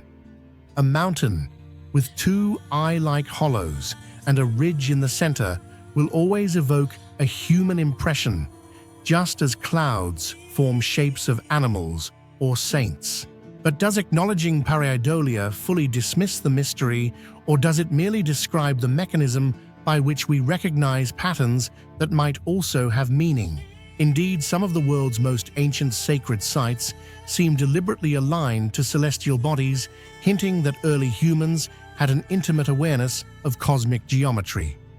If that knowledge once existed on Mars, a planet that shows signs of past water atmosphere and even magnetic shifts, then perhaps the parallels we see are not coincidental, but the echoes of a shared cosmic architecture.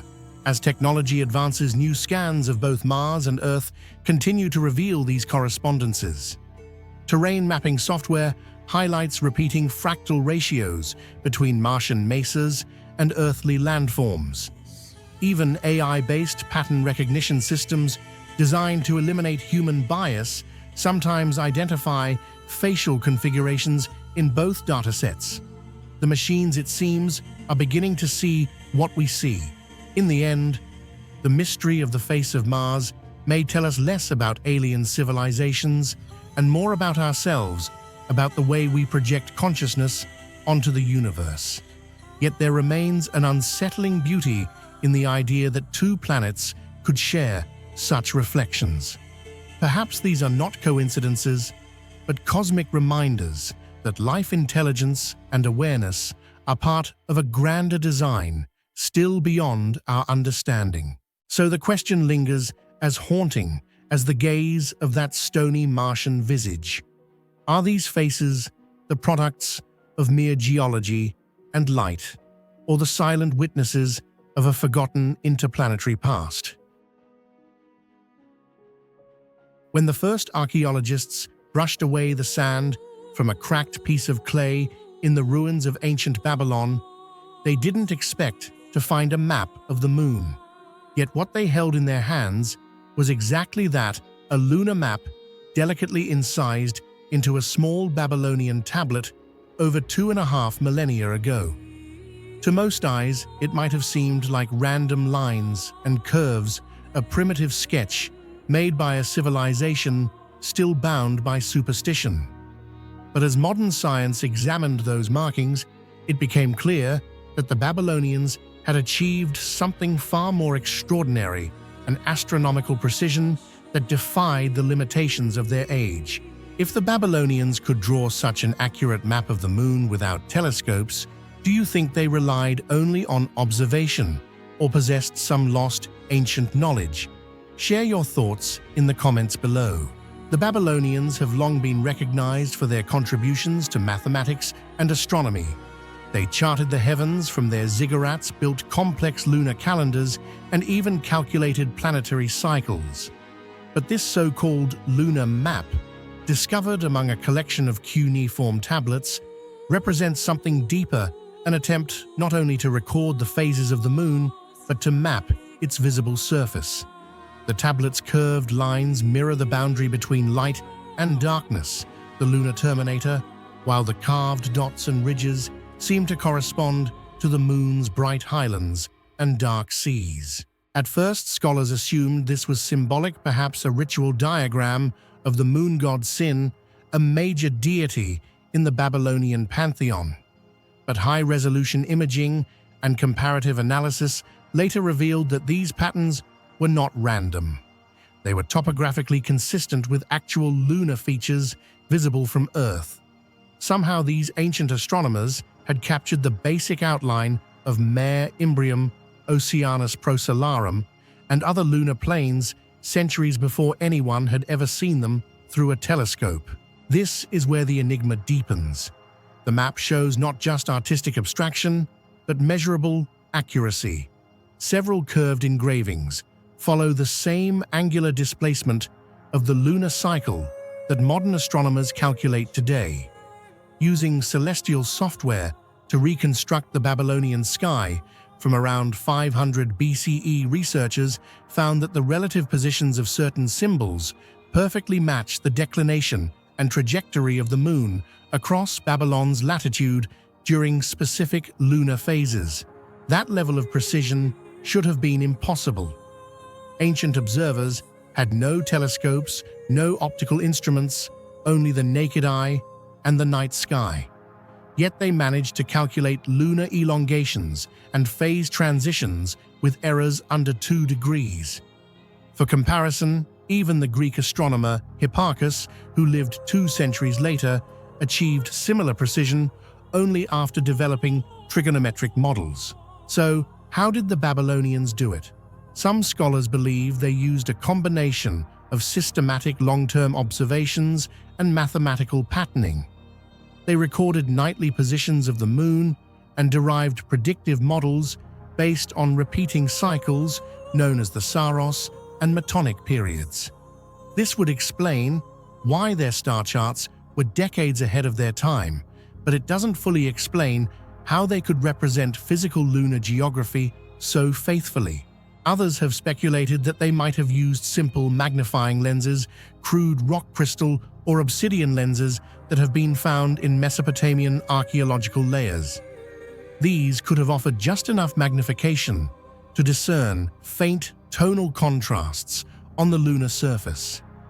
If true, it would mean that the Babylonians were among the first humans to conduct telescopic observations 2,000 years before Galileo.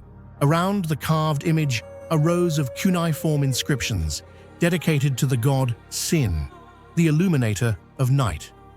The text describes celestial events, such as eclipses and omens. When the horn of the moon is broken, the king's enemies will rise. These phrases blend astronomy with divination, a hallmark of Babylonian science, where the heavens were both a physical system and a divine message. Yet mixed among these ritual lines are strange technical expressions: the crossing of shadows, the motion of the light over the hill, and the count of days to fullness. Linguists now interpret these as proto-scientific notations, possibly referring to the motion of the terminator line, the shifting boundary between night and day on the lunar surface. In modern astronomical terms, that is exactly how the moon's topography reveals itself as the moving shadow edge, highlights, craters, and plains. Thus, the Babylonian priests were also empirical observers, blending cosmic faith with scientific curiosity. Their temple towers, the ziggurats, doubled as observatories, where they meticulously logged celestial data across generations. Every scratch on that clay tablet may have represented hundreds of nights of observation, recorded by torchlight in the heart of the world's first great city. Perhaps the most striking feature of the lunar map is its geometric structure. The moon is divided into segments by arcs resembling longitude lines, converging near what could be interpreted as the lunar poles. This geometrical layout implies a conceptual understanding of spherical mapping, a principle not formally developed until the Greeks. The Babylonians, it seems, were not merely tracking celestial motion. They were projecting it onto a two-dimensional plane, a form of primitive cartography centuries before Ptolemy. Mathematical analysis of the engravings suggests ratios consistent with 60-based sexagesimal mathematics, the same numerical system the Babylonians used for measuring time and angles. This correlation strengthens the argument that the map was quantitative, not symbolic. Some researchers propose it might have functioned as a teaching tool or astronomical chart, allowing scribes to calculate the moon's visibility at different latitudes and times of year. If that's the case, then this clay tablet was more than a relic. It was an ancient scientific instrument encoded in symbols, guiding those who sought to predict the will of the skies. Curiously, the Babylonian lunar map bears resemblance to the Nebra sky disk of Germany, another Bronze Age artifact depicting celestial bodies, including the moon. Although separated by thousands of kilometers and centuries, both share the same central motif, the moon's cycle, as a measure of cosmic order. Could there have been a network of shared astronomical knowledge stretching from Mesopotamia to Europe? Historians hesitate to confirm direct contact, but acknowledge that ancient trade routes could have transmitted cosmological ideas alongside metals, grains, and art. In both artifacts, the moon is more than an object. It is a clockwork of destiny, linking heaven and earth gods and men. One of the most debated elements of the Babylonian map is its inclusion of small circular depressions, arranged in positions strikingly similar to major lunar mare basins, features like Mare Tranquillitatis and Mare Serenitatis. To the naked eye, these regions appear as faint shadows, but their relative locations on the tablet match modern lunar maps within a surprisingly narrow margin. How could such accuracy have been achieved without optical instruments? Were these purely symbolic, or was there an ancient optical tradition that has since vanished from history. Some fringe researchers even suggest the Babylonians might have inherited this knowledge from earlier lost civilizations whose scientific insights were later mythologized as divine revelations. Mainstream scholars, while skeptical of that notion, still admit we don't yet fully understand how they achieved this level of precision. In Babylon, astronomy and religion were one. The priests were not only praying, but also observing the sky, recording data so precise that modern scientists are still astonished. The lunar map stands as proof of an era when faith and reason coexisted, when humans looked to the moon not only to worship, but to measure and understand the universe. More than 2,000 years later, as we map the moon with satellites, we are continuing the journey once begun by the Babylonian scribes. That small clay tablet was the first page of a cosmic atlas, a testament to humanity's endless desire to decode the sky. The same moon they once gazed upon still shines tonight, illuminating the ruins, reminding us of the ancient geometry of wonder. Amid the arid lands of Texas lies a small artifact that has shaken the archaeological world for nearly a century, the London Hammer. Hidden within an unremarkable rock, this object has become one of the most controversial discoveries in history, for if geological data are correct, it could completely change how we understand the timeline of human evolution and civilization on Earth. The story began in 1936, near the small town of London, Texas. A couple hiking along the Red Creek cliffs found a strange stone with a metallic object protruding from its surface, resembling a hammerhead. Curious, they took it home, broke open the rock, and revealed a hammer with a wooden handle and an iron head fully encased in stone. At first, they assumed it was an old tool. But when scientists examined it, they were stunned. The rock encasing the hammer was dated to over 100 million years old, belonging to the Cretaceous period, the age of dinosaurs. If a modern-looking hammer was truly found inside 100-million-year-old rock, what do you think that means? Could it be evidence of an ancient civilization that existed before humanity, or just a coincidental geological phenomenon? Share your thoughts in the comments below. If this dating is correct, the hammer's existence is impossible. A tool resembling those made by modern humans found inside rock that formed long before humans even existed is a paradox that defies conventional understanding. What makes the London Hammer one of the most mysterious artifacts in archaeology is not only the age of the rock, but also the composition and structure of the hammer itself. When researchers analyzed the metal, they discovered something that shocked metallurgists. The hammerhead consists of 96% pure iron, 2% chlorine, and 1% sulfur, completely devoid of carbon. This is a major contradiction because all known iron smelting processes require carbon to reduce iron oxide and form durable steel. Without carbon, the process should be impossible, at least with the technology humanity possesses. Yet this hammer not only exists, but is completely free of rust, even after decades of exposure since its discovery. The alloy shows extraordinary purity and stability exceeding modern industrial standards. Some experts note that the crystalline structure of the metal is unusual, suggesting it was forged or cast in a vacuum or an extremely low oxygen environment, something modern science can only achieve in specialized laboratories. The London Hammer is compact in size, about 15 centimeters long, with a metal head weighing nearly half a kilogram and a partially fossilized wooden handle.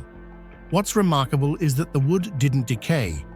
Instead, it underwent a process of natural silicification where minerals gradually replaced its organic structure, turning it into a half-mineral, half-wood form, much like a fossil. The entire hammer is encased within solid rock, preserved almost perfectly, showing no rust, no cracks, no decay. Many researchers describe it as if time itself had stopped around it, freezing every detail of an ordinary-looking tool forever locked within the age of dinosaurs.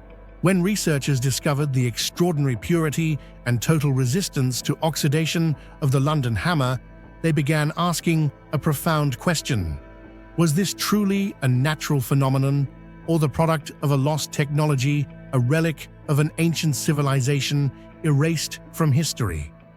In the field of parts, out-of-place artifacts, the hammer is often regarded as evidence of knowledge that transcends time itself, possibly belonging to ancient humans or another intelligent species that existed before us. Scholars argue that metallurgical precision, capable of producing such pure stainless and impurity-free iron, could not have been achieved by primitive societies. Instead, it hints at the remnants of an advanced civilization with deep understanding of physics and chemistry, one that may have been wiped out by a global catastrophe, leaving behind scattered clues like the London hammer as silent witnesses to a forgotten chapter of human history. Another theory suggests that the hammer's alloy might be the result of iron forging beyond Earth, perhaps formed inside a meteorite's core, or through natural cosmic processes later buried in ancient sediment. However, no proof for this has been found. Although the London hammer has stirred great fascination among researchers, mainstream science remains cautious.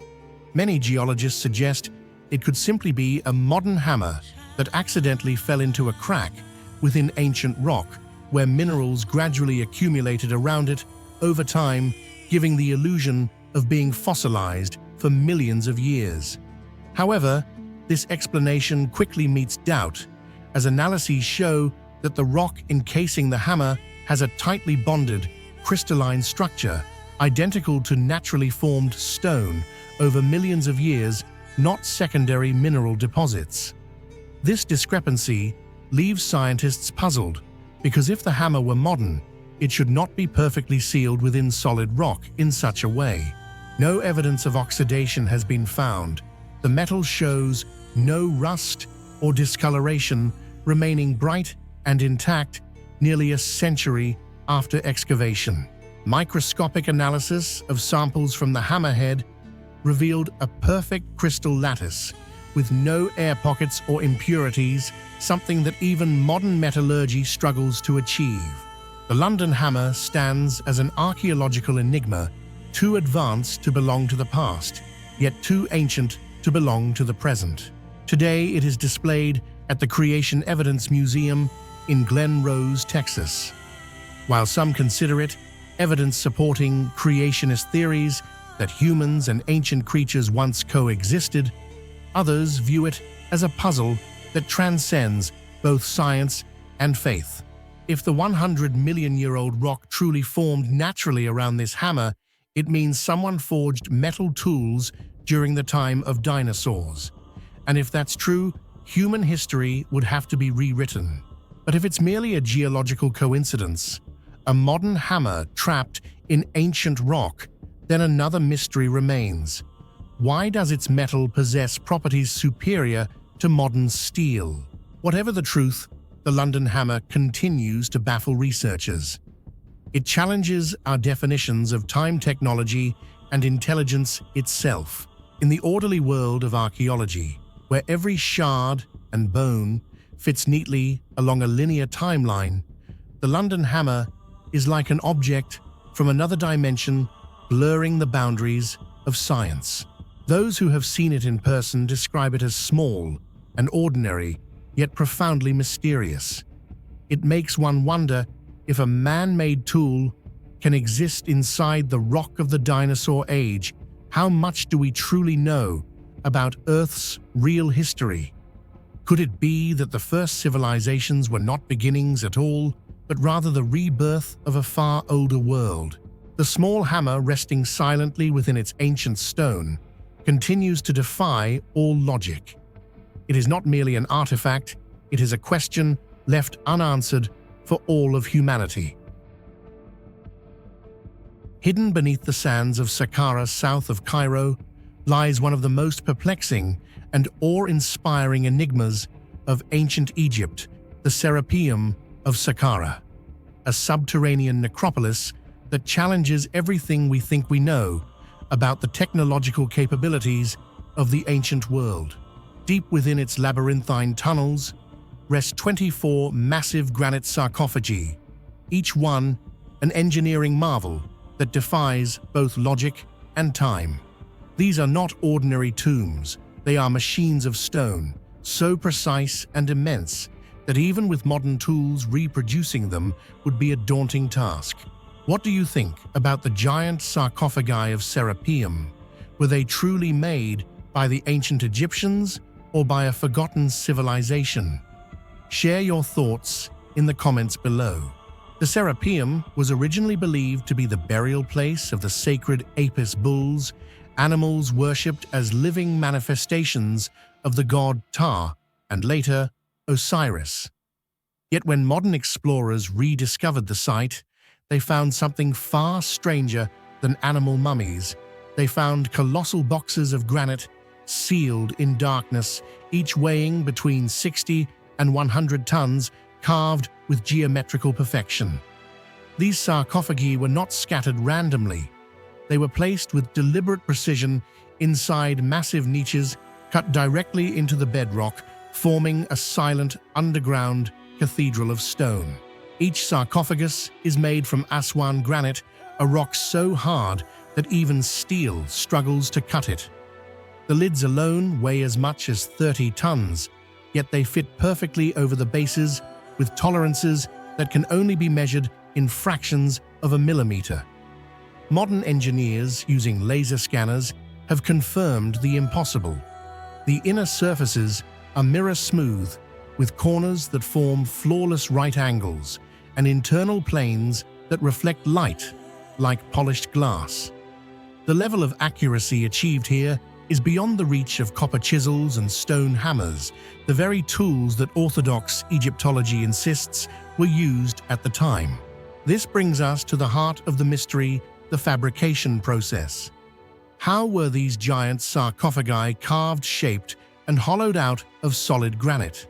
How were they transported across hundreds of kilometers of desert, lowered into narrow tunnels, and positioned so perfectly underground without the aid of cranes or modern machinery?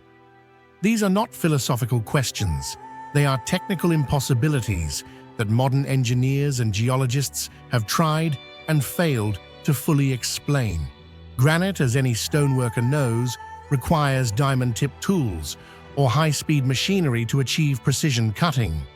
Even then, it generates intense heat and friction. Yet in the Serapeum, we find tool marks suggesting circular drilling and smooth curves consistent with rotary machining, something that would require either metal harder than granite or a form of advanced energy application. Chris Dunn, an engineer and author who studied the site extensively, proposed that the craftsmen might have used a form of ultrasonic drilling, a vibration-based technology that could achieve fine cuts without excessive pressure. But that theory only deepens the mystery because no such devices are known to have existed in the Bronze Age.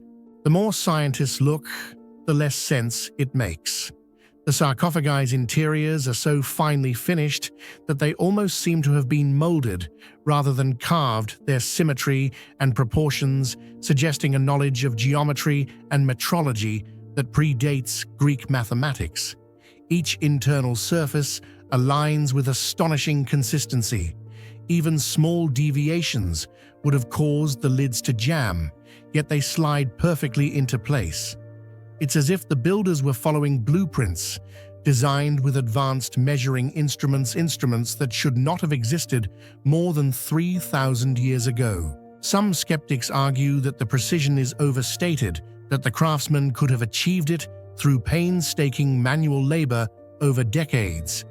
But this explanation quickly collapses under the sheer magnitude of the task. Carving just one sarcophagus of this size and quality using hand tools would take centuries. Multiply that by 24, all made of one of the hardest stones known to man, and the timeline of human effort becomes absurd. Moreover, the tunnels themselves show signs of mechanical excavation, their walls smoothed with a consistency that hand chiseling cannot produce. Even more confounding is the question of transportation. The Aswan quarries lie hundreds of kilometers to the south. Moving a single block of 100 tons across desert terrain would require a complex logistics operation, something no known civilization of that era could organize. The floors of the Serapeum's tunnels show no trace of ramps or scaffolding that could have facilitated such movement. Instead, the placement of each sarcophagus suggests that it was lowered vertically into position, an operation that would demand incredible control and coordination. Some engineers have suggested hydraulic lifting or counterweight systems, yet no evidence of such machinery has been found. All this points to an unsettling possibility that the builders of Serapeum possessed techniques or knowledge that have been completely lost to time. Whether this knowledge came from an earlier advanced civilization, as alternative historians like Graham Hancock propose, or was the product of a now extinct line of Egyptian engineers, the fact remains that these objects do not fit comfortably within the known timeline of human technological evolution. What deepens the intrigue further is the near-total absence of inscriptions. Most of the sarcophagi are blank, unmarked by hieroglyphs or religious symbols.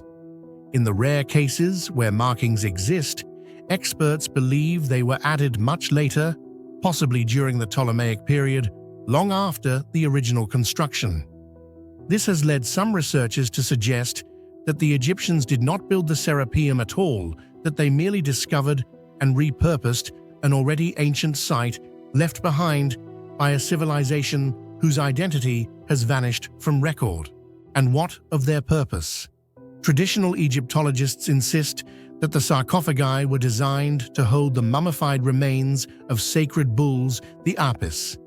Yet when Auguste Mariette excavated the chambers in the 19th century, he found no remains. The massive granite boxes were empty, their interiors pristine, untouched by decay or ritual use.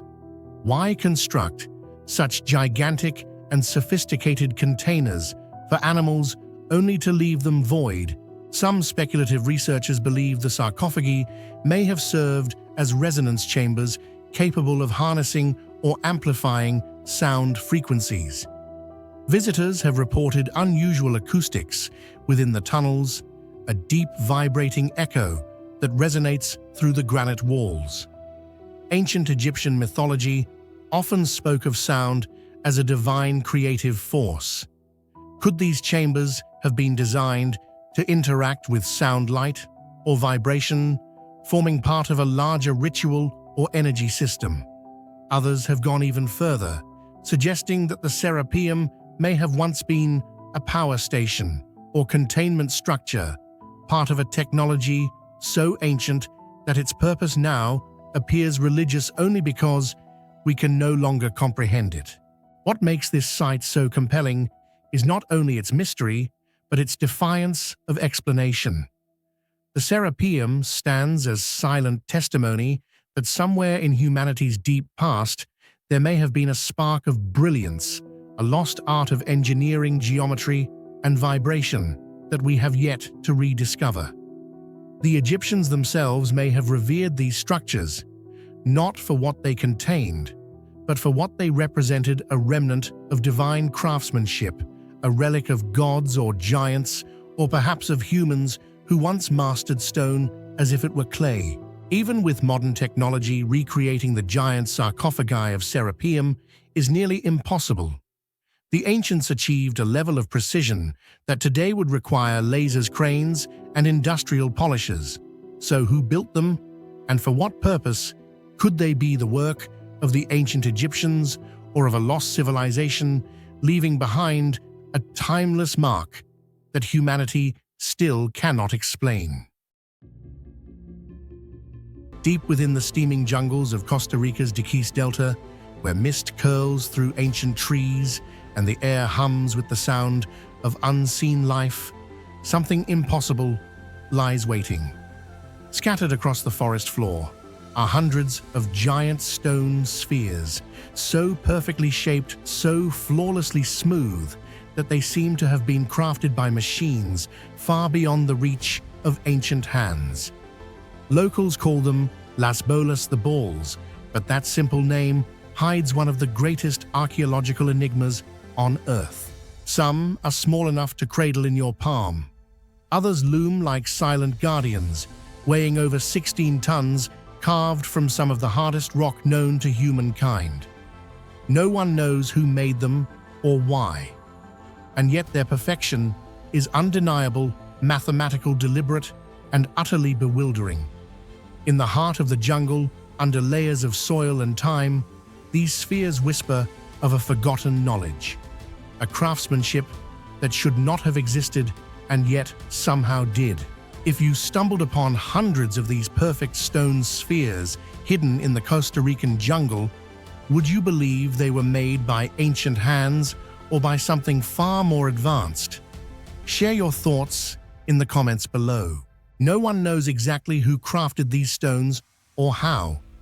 The earliest recorded discovery dates back to the 1930s, when workers clearing banana plantations for the United Fruit Company stumbled upon a series of enormous polished spheres buried beneath the jungle soil. When the first one was struck with a bulldozer, it shattered, revealing no inner carvings, no hidden treasures, only solid stone. Since then, over 300 similar orbs have been found throughout southern Costa Rica, each one a testament to a civilization whose methods are still shrouded in mystery. Archaeologists have determined that the spheres were likely created by the pre-Columbian Diquís culture, which thrived in the region between 600 and 1000 CE. But this dating raises a troubling question. How could a society that had not yet discovered metal tools have carved and polished some of the hardest stones on Earth into perfect spheres? The materials, mainly granodiorite, gabbro, and limestone, are exceptionally tough, comparable to granite in hardness. Even with modern tools, shaping such rocks with this level of symmetry would require advanced equipment and countless hours of labor. To produce a perfect sphere by hand demands an understanding of geometry, precision measurement, and patience on an extraordinary scale. The artisans would have needed to remove excess stone evenly from all directions, constantly checking the curvature and balance. Yet no measuring devices, chisels, or templates from that era have ever been found. In fact, no workshop or quarry site shows clear evidence of how the shaping process took place. The absence of tool marks or unfinished examples has fueled speculation that the creators used an advanced, perhaps lost method of stoneworking. Some theories suggest the use of abrasion techniques, repeatedly heating the rock with fire, then cooling it rapidly with water to crack the surface, followed by grinding with sand and plant-based polishing compounds. Others propose that softer materials like river pebbles were used to sand the surface smooth over many years. But such processes would have taken decades for just one sphere. Could an ancient culture truly have invested that much effort in hundreds of stones scattered across the land? When examined closely, the precision becomes even more uncanny. Many of the larger spheres deviate from perfect roundness by less than 2 millimeters, a margin of error that rivals modern industrial machining. How could this be achieved without compasses, calipers, or lathes? Some researchers have attempted to replicate the process using only stone tools and water-based sanding. Even with weeks of work, the results fall short of the flawless smoothness and balance of the original artifacts. The enigma deepens when one considers the placement of the spheres. They are not randomly distributed. Many were deliberately arranged in geometric patterns, straight lines, triangles, and concentric circles, often aligned with celestial points. Some appear to correspond with the sunrise and sunset at solstices or with specific constellations. This suggests that the creators possessed advanced astronomical knowledge, integrating it into their monumental craftsmanship. The spheres might have served as part of a calendar system, ceremonial landscape, or markers of cosmic significance. Yet perhaps the most haunting aspect of all is the transportation problem. The stones used to create the spheres are not native to the Dequis Delta. They were quarried from mountains, located dozens of kilometers away. Transporting multi-ton blocks of rock through dense rainforest without wheels, beasts of burden, or metal tools seems almost impossible. The effort would have required sophisticated planning coordination and immense physical strength. How these ancient people moved such massive stones over rivers, hills, and valleys remains one of the greatest unanswered questions in Central American archaeology. Despite decades of study, not a single sphere has revealed an inscription carving or symbolic marking that explains its purpose. They stand mute, stripped of clues, leaving scholars to debate whether they were territorial markers, symbols of power, spiritual representations of the cosmos, or offerings to the gods. The sphere's perfection may have carried ritual meaning, perhaps representing wholeness, eternity, or the celestial order. In indigenous myths, roundness is often associated with the sun, the cycle of life, and divine harmony. In the absence of definitive evidence, speculation flourishes. Some fringe theories have proposed that the spheres are remnants of a lost advanced civilization, perhaps even remnants of the fabled Atlantis. Others imagine that they were crafted using forgotten energy-based technologies, or that they served as navigational beacons aligned to the magnetic field of the Earth. While mainstream science dismisses such ideas, the truth is that the conventional explanations are themselves incomplete. In recent decades, high-precision surveys using laser scanning and photogrammetry have confirmed the near-perfect geometry of many spheres. The uniform curvature and density of the stone suggest remarkable consistency across dozens of artifacts, implying standardized methods of production. Yet without written records, we are left only with the physical evidence that seems to whisper of skills beyond what we thought possible for a pre-metallic society. Adding to the enigma, many spheres were displaced or destroyed during the 20th century, used as garden ornaments, boundary markers, or even bomb targets during civil unrest. Others were rolled into rivers or stolen by collectors. What remains today are scattered fragments of a once grand design, a silent message written in stone, whose full meaning has been eroded by time and human neglect. In 2014, UNESCO recognized the stone spheres of the Dequis as a World Heritage Site, acknowledging their cultural and scientific importance. The designation was both an honor and a challenge, a promise to protect the stones and a reminder that their mystery endures. Archaeologists continue to excavate and document new sites, hoping to uncover evidence that could explain their creation. But every discovery seems only to deepen the questions. Who were the craftsmen capable of such impossible precision? What tools did they wield? And what purpose drove them to carve stone into mathematical perfection? Were they artists, astronomers, engineers, or perhaps something more? Even today, as laser scanning, 3D modeling, and microscopic analysis attempt to decode their secrets, the spheres seem to resist our intrusion. They remain what they have always been, perfect, silent, and inexplicable. Perhaps that is their true purpose, not to reveal, but to remind us of the limits of our understanding. In every flawless curve lies a challenge to modern science, a whisper from the deep past that says, you do not yet know everything. And maybe that is the greatest mystery of all. Hidden among the marble quarries of Naxos, Greece, lies a colossal figure that seems to sleep beneath the sun. The Kouros of Flerio, also known as the Marble Youth of Melanes. At first glance, it appears to be just a half-finished statue, lying on its back covered in moss and time. But as one steps closer, the weight of mystery becomes almost physical. Who carved it? Why was it abandoned? And most importantly, how did the sculptors of 2,600 years ago achieve such astonishing precision and mastery with tools that, according to history, should not have been capable of this? If you were standing before the colossal Kouros of Flerio, silent in its ancient quarry for over 2,600 years, what would you think?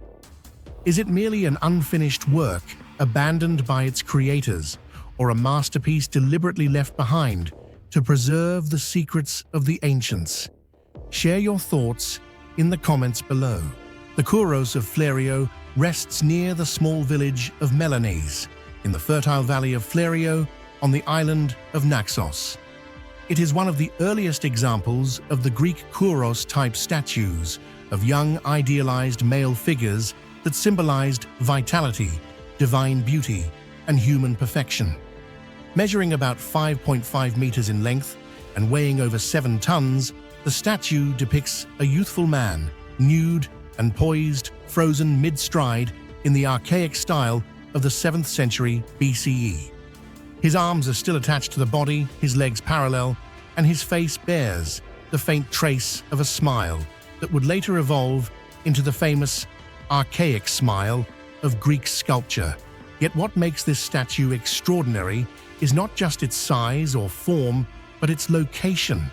It lies exactly where it was carved, within the ancient quarry itself, surrounded by half-cut blocks of marble. The sculptors never transported it, never polished its surface, never brought it to completion. Instead, they left it where it was born, a monumental question, carved in stone. Archaeologists have offered several practical explanations. The most accepted theory suggests that the statue cracked during the carving or extraction process, making it impossible to move without breaking it further. Others believe that an accident during transport forced the workers to abandon it. But even these theories leave gaps. Why, for instance, was it carved in situ, directly inside the quarry, rather than in a workshop, as was typical for smaller statues? Why was such a massive piece undertaken in such an exposed location, requiring enormous manpower and coordination? And why does the Kouros of Flerio have such finely balanced proportions, so mathematically perfect, despite being incomplete? It is as though the sculptors possessed an intimate understanding of stone weight and geometry far beyond what conventional history attributes to them. This leads us to the heart of its greatest mystery. The Kouros of Flerio stands as a silent testimony to an incredible mastery of stoneworking that seems almost supernatural for its time. Modern engineers have studied the statue's line surfaces and symmetry, and many have been forced to admit that the methods used remain partly unexplained. In the 7th century BCE, Greek artisans supposedly worked with bronze chisels and hammers, aided occasionally by harder materials like emery. Yet the smoothness of the cuts on the Flerio Kouros, the uniformity of its contours, and the accuracy of its bilateral symmetry suggest a precision that would be difficult to replicate even with modern hand tools. Some surfaces appear almost mechanically straight. Others curve with a perfection that implies the use of measuring systems templates or alignment grids. There are no visible chisel marks in several areas. The marble transitions seamlessly from plane to plane. The sculptors, whoever they were, seemed to anticipate principles of weight distribution, anatomy, and symmetry that wouldn't be formalized in Greek art until a century later. Could they have used abrasive cords, early forms of saws, or even some kind of vibration or heat technique to separate the marble from the bedrock? Experimental archaeologists attempting to reproduce such work using authentic tools have consistently fallen short. Cutting such a massive figure directly from living rock without breaking it, without modern cranes or steel, requires not only strength, but knowledge of stress balance and geometry at a level that borders on the scientific. What is even more striking is the consistency among all three unfinished kuroi found on Naxos, the one at Flerio, another nearby, and the largest at Apollonius, over 10 meters long. Each displays the same method of extraction and shaping as though part of a lost standardized system of monumental carving. Were these craftsmen organized in a guild of specialized sculptors, or did they inherit knowledge from an even older civilization? Some scholars point out that Naxos had an ancient tradition of megalithic architecture and that its marble quarries were already active, centuries before the classical Greek period. The idea arises that these kuroi might not just be artistic experiments, but echoes of an older technology repurposed for new religious or cultural expressions. Despite being unfinished, the Kouros of Flerio reflects a grasp of human anatomy and geometric proportion that reveals a profound understanding of both form and philosophy. Early Greek sculptors believed that divine order was expressed through mathematical harmony, that beauty was measurable. The Flerio Kouros is built upon ratios close to the golden mean centuries before its formal codification. The way the statue's limbs relate to its torso, the alignment of shoulders, hips, and knees demonstrates not random carving, but precise pre-planning. This suggests that the sculptors might have used wooden or clay models scaled to proportion, applying a grid system to enlarge them onto marble blocks. Such sophistication was thought to have emerged only later during the classical period of Phidias and Polykleitos. But the Flerio Kouros, carved centuries earlier, pushes that timeline backward, challenging our understanding of Greek technological evolution. Some historians and engineers see in these statues a link to an even deeper past one that predates the rise of known Greek civilization. The precision seen in the Kouroi, along with other enigmatic stoneworks scattered across the Aegean, fuels theories about an ancestral tradition of advanced stone carving inherited from a forgotten culture of the Bronze Age or earlier. Others, more skeptical, argue that the explanation lies in patient craftsmanship and thousands of hours of manual labor. Yet even then, questions persist. How did artisans of that era achieve such consistent accuracy across multiple quarries and generations? Where did they learn these techniques? There are no surviving texts or manuals describing the methods of archaic sculptors.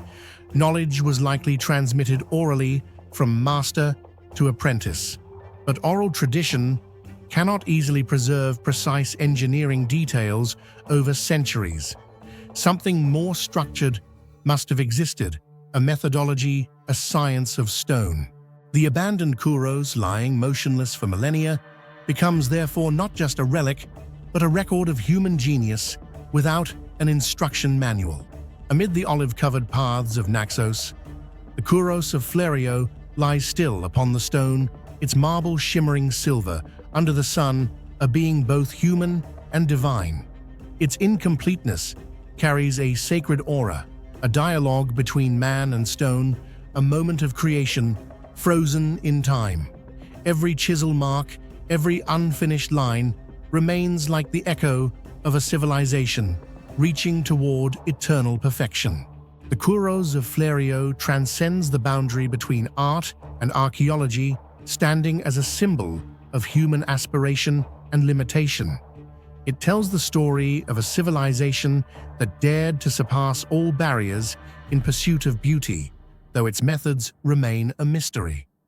For modern artists, the statue is an allegory of creation, perfection lies not in completion, but in the journey toward it. Whether a lost technology or a lasting symbol, its craftsmanship continues to astonish the world. On the island of Naxos, 3 unfinished Kouros statues lie silently beneath the Aegean sky, like the unfulfilled dreams of an ancient world. Perhaps they were created for temples or lost rituals, or perhaps the marble itself betrayed its makers with hidden cracks. Yet within that silence, we can still hear the voice of history speaking not only of what humanity accomplished, but of its unfinished aspirations. The Kouros of Flerio endures as a timeless symbol of art and mystery. Beneath the murky green waters of Abu Qir Bay near the coast of Alexandria lies a world that time has buried for over a millennium. It was once Sonus Heracleion, the magnificent city of ancient Egypt, a hub of commerce, religion, and power that shone as brightly as the pyramids above ground. But one day in the distant past, everything vanished, swallowed by the sea, leaving countless unanswered questions for the generations that followed.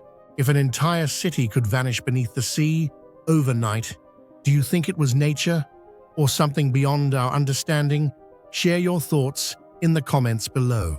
For thousands of years, Thonis Heracleion existed only in faint writings by Herodotus and a few ancient Greek texts. Many believed it was merely a legend, a tale born from imagination. But in 2000, French archaeologist Frank Goddio stunned the world when he discovered the true remains of Thonis Heracleion, lying nearly 10 meters beneath the sea, covered in Nile silt and sea sand.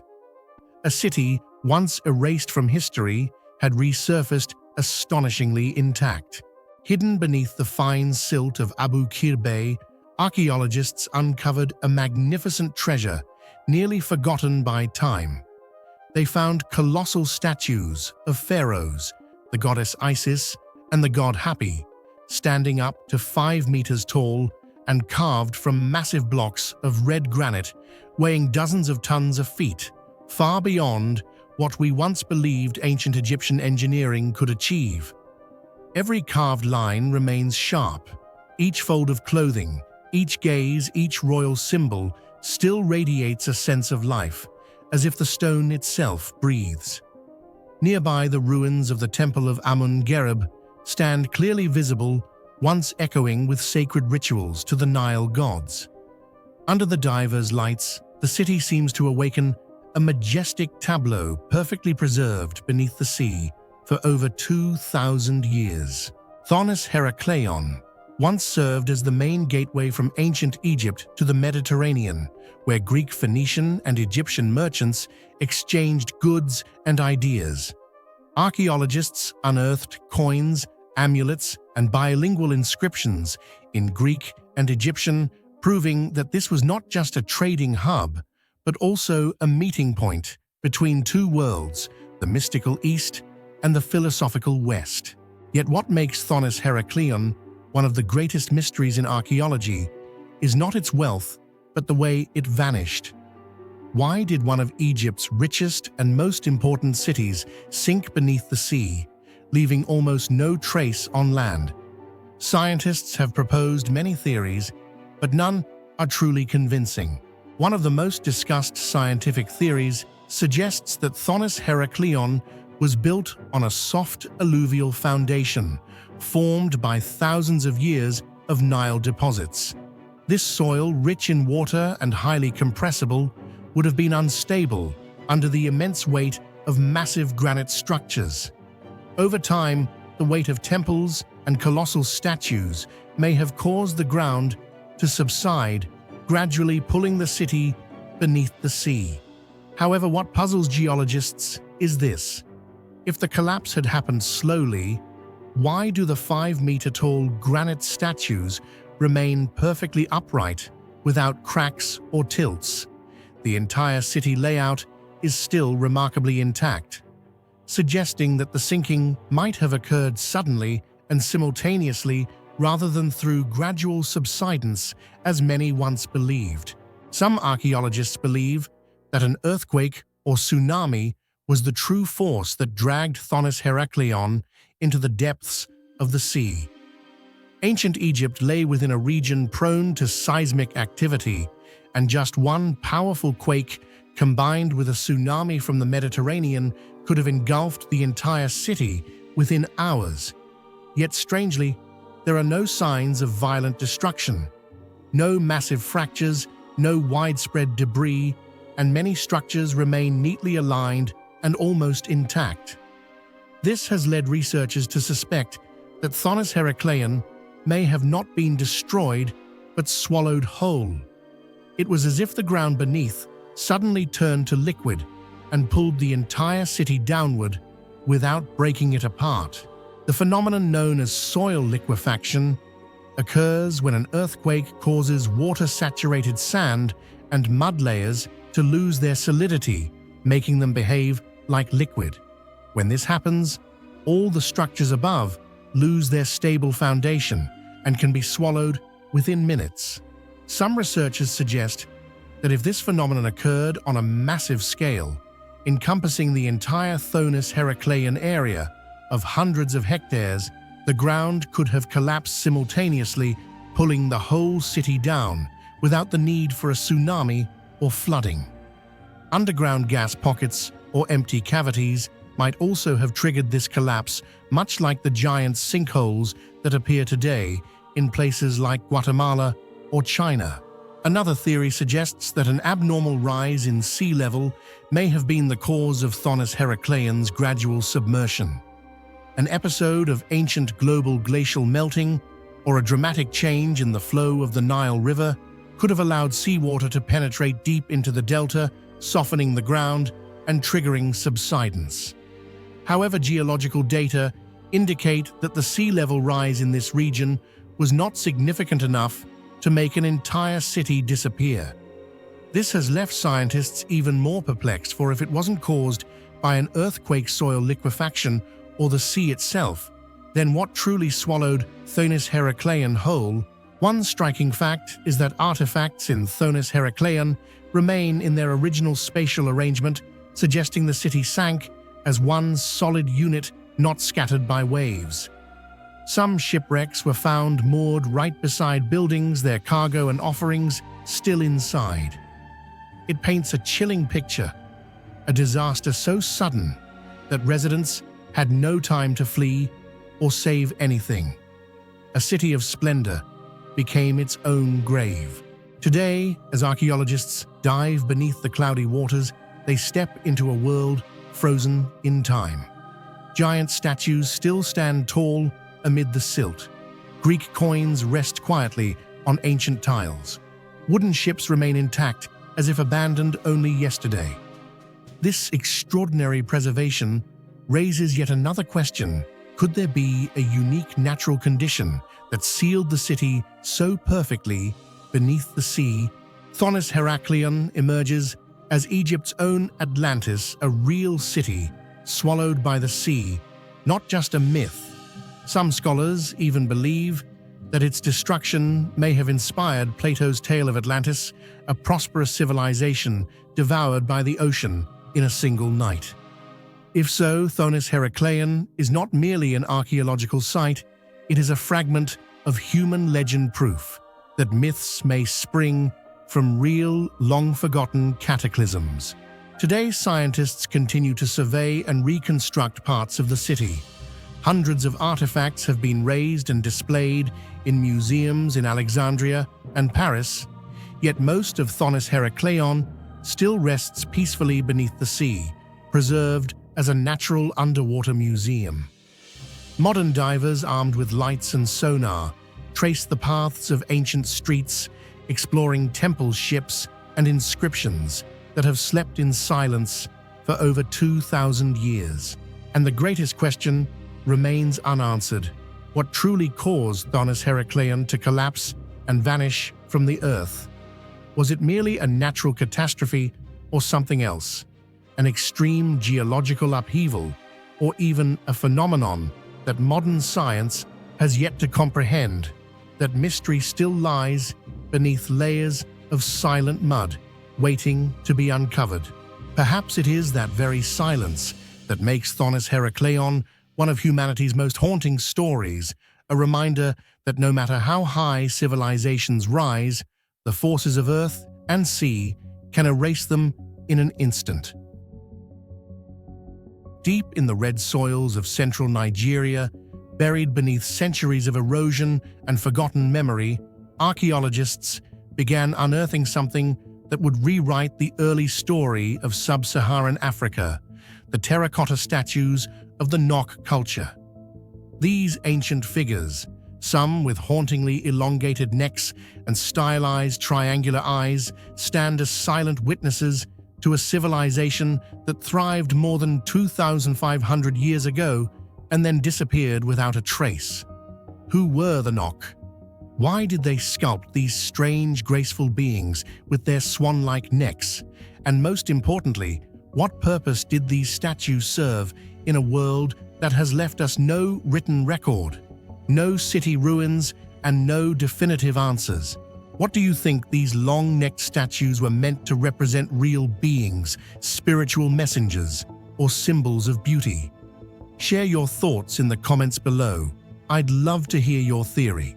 Discovered in the 1920s by chance during tin mining operations near the village of Nok, these terracotta figures have since fascinated and puzzled scientists, historians, and artists alike.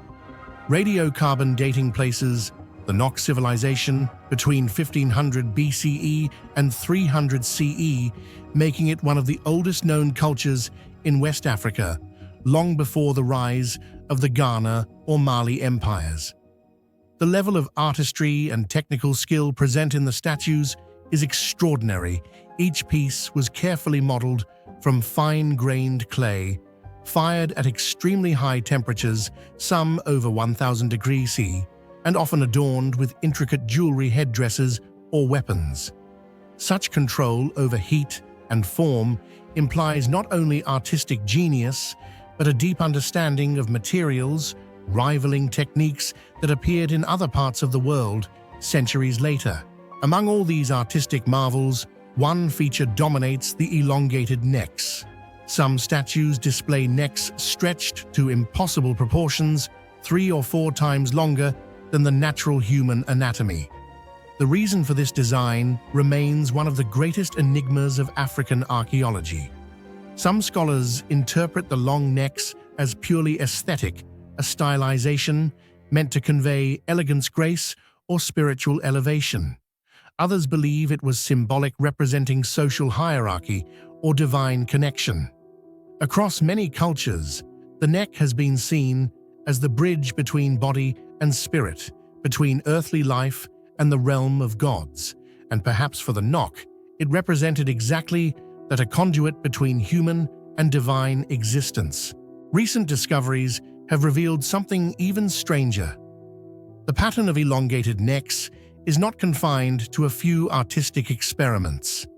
It appears consistently across hundreds of Nok sculptures, found at different excavation sites, often in similar poses: upright, proud, gazing forward, adorned with rings or beads carved around the neck. This repetition hints that the design was not merely decorative, but deeply meaningful, possibly rooted in belief systems, rituals, or depictions of revered ancestors. Archaeologists have long debated whether these figures served as religious icons, funerary guardians, or representations of real individuals. Some were discovered buried near human remains, suggesting they might have been used in ancestral worship or grave rituals, much like the effigies found in later West African cultures. Others were found broken deliberately, as if they had been ritually killed, a symbolic act known in many ancient societies when a sacred object's purpose was fulfilled. And yet there are theories that stretch beyond traditional archaeology. Some researchers have noted similarities between the Nok long-necked statues and later artistic traditions of the Mangbetu people in Central Africa, who practiced cranial and neck elongation as marks of beauty and status. Could the Nok have been their cultural ancestors, Or was there an even older symbolic tradition in Africa, one that expressed spiritual transcendence through physical elongation? The most unsettling possibility is that these statues were modeled after real beings, a lost lineage, or perhaps an idealized form of humanity that existed only in myth.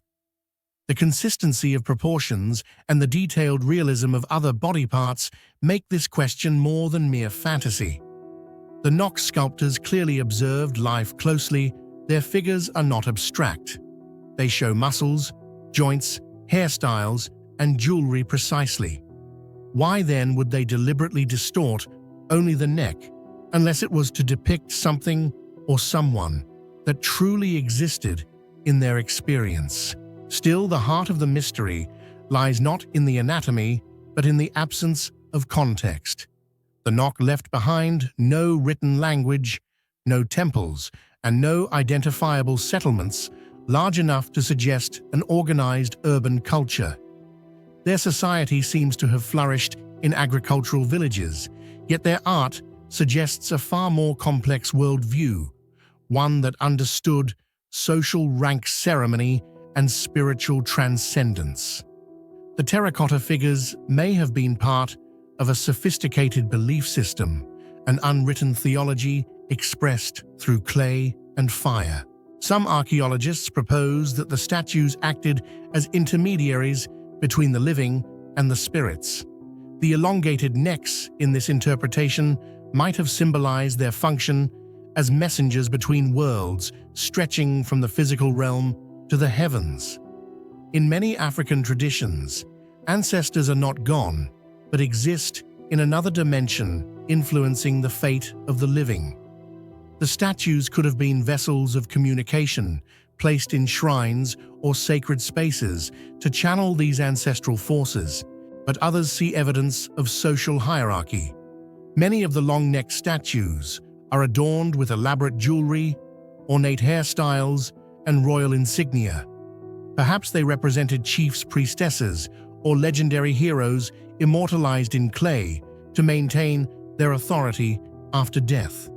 The care and precision invested in these works suggest they were not casual decorations, but revered symbols of identity and power. Around 300 CE, the Knock civilization, once flourishing with art, metallurgy, and ritual, vanished almost overnight. Archaeologists found no evidence of war invasion or mass destruction, only a gradual silence in the archaeological layers. The furnaces went cold, villages emptied, and the elegant terracotta figures stopped appearing. Many believe a severe climatic shift transformed fertile lands into arid plains, forcing migrations that erased Knock's cultural identity. Others suggest epidemics or trade disruptions shattered their social fabric. Yet none of these theories fully explain how a people capable of such refined craftsmanship simply disappeared. Their legacy lingers only in fragments of clay echoes of a civilization swallowed by time, leaving behind art more enduring than their own memory. Adding to the enigma, most Knock artifacts were discovered by accident, often looted from the earth during mining operations. Because of this, the majority of statues have been removed from their original archaeological context, stripped of clues that could have explained their meaning. Some were smuggled out of Nigeria and ended up in private collections or museums, their stories forever fragmented. This loss of context is a tragedy for archaeology, because without it, every theory about their purpose remains speculative, suspended between science and myth. Modern science has begun to lift the veil on the Knock mystery. Through thermoluminescence dating, researchers have traced the firing of these terracotta statues back over 2 millennia, confirming their extraordinary antiquity. Microscopic residue analysis has revealed traces of soot ash and organic matter, evidence of ritual fires and offerings that once surrounded them. Even more surprising, chemical studies have detected pigments of red ochre, black carbon, and white kaolin, suggesting that these statues were not dull clay, but once painted vividly glowing beneath flickering torchlight. One can imagine ceremonial nights where the long-necked figures stood in sacred circles, their colored surfaces reflecting fire, their hollow eyes alive with shadow, silent witnesses of a vanished cosmology. The Nok statues remind us that Africa's ancient past was far older and deeper than most imagine. Long before written history, the Nok people mastered clay and symbolism, leaving behind haunting long-necked figures that still whisper of spirit and order. Yet they remain silent, necks lifted toward the heavens as if waiting for forgotten answers. Were they gods, ancestors, or ideals of beauty? Perhaps their meaning was never meant to be explained, only felt, a message in clay and fire that still speaks through time, defying human understanding. Beneath the rugged heart of Iran's Zagros Mountains lies a place so ancient and haunting that even time itself seems to hesitate at its threshold, the Visha Caves. Shrouded in silence and mystery, this subterranean labyrinth has defied every attempt to explain its origin. Its walls bear marks, not of nature, but of intelligence, strange geometric carvings, and undeciphered symbols that seem to hum with forgotten power. For centuries, sand and stone have hidden what could be the last traces of a civilization erased from memory.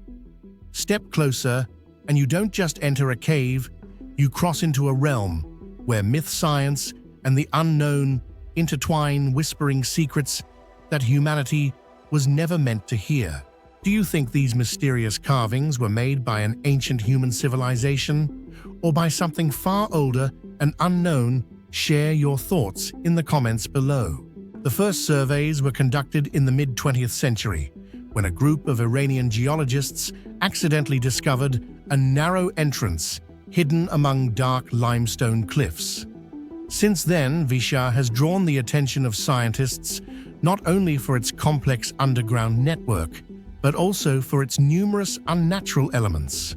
Polished walls, nearly perfect right angles, and especially the mysterious rock inscriptions that no one has ever deciphered.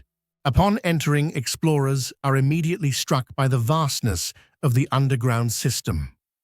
Tunnels interconnect across multiple levels, leading to large chambers with smooth dome-shaped ceilings. Some areas show clear evidence of artificial modification, carved step-straight corridors, and carefully stacked stone blocks. Many archaeologists believe this may have once been a ritual temple or religious complex, possibly dating back thousands of years before the rise of the Persian empires. What truly sets Visha Caves apart and continues to puzzle researchers for decades are the undeciphered inscriptions carved into the stone walls. Especially in the deeper sections, there are long sequences of symbols, unlike any known writing system. Some lines resemble Sumerian cuneiform, while others swirl in circular ritualistic patterns similar to early Mesopotamian iconography, yet as a whole, they remain entirely unique. These inscriptions were carved with remarkable precision. The grooves are deep and uniform, suggesting the use of advanced metal tools. Some symbols are aligned in neat horizontal rows, while others spiral into circles, evoking the sacred geometry seen in many ancient civilizations. Among them are shapes resembling suns, crescent moons, and wide open eyes, motifs long associated with divinity, light, and rebirth. The inscriptions within the Visha Caves have defied every linguistic framework known to scholars. Teams of researchers have compared their patterns with Elamite Proto-Cuneiform Hittite and even early Indus symbols, yet none align in structure, grammar, or sequence. The symbols of Visha seem to follow their own logic. Curved and angular marks combine like equations rather than sentences, suggesting a conceptual rather than phonetic language.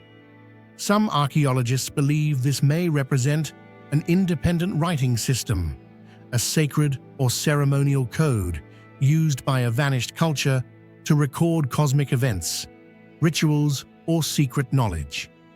It might not have been meant for human reading at all, but for communication with the divine or for preserving truths meant to outlast civilization itself.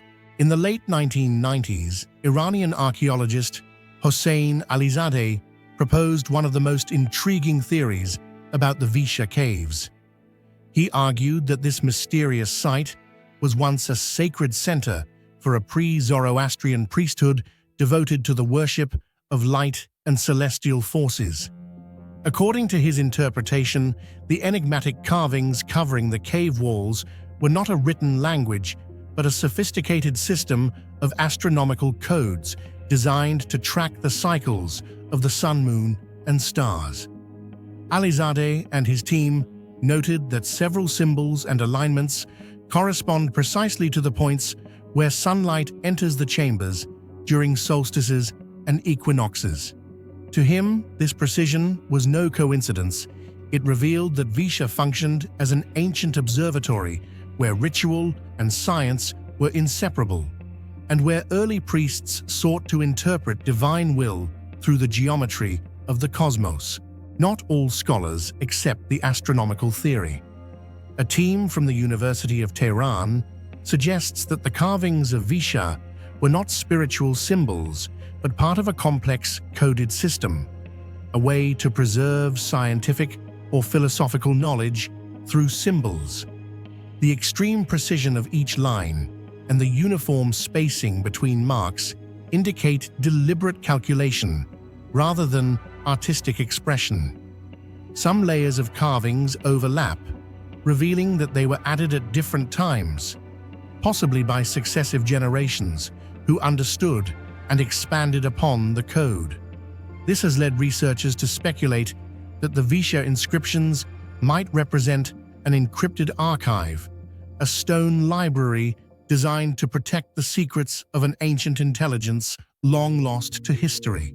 Curiously, no artifacts bearing similar inscriptions have ever been found elsewhere.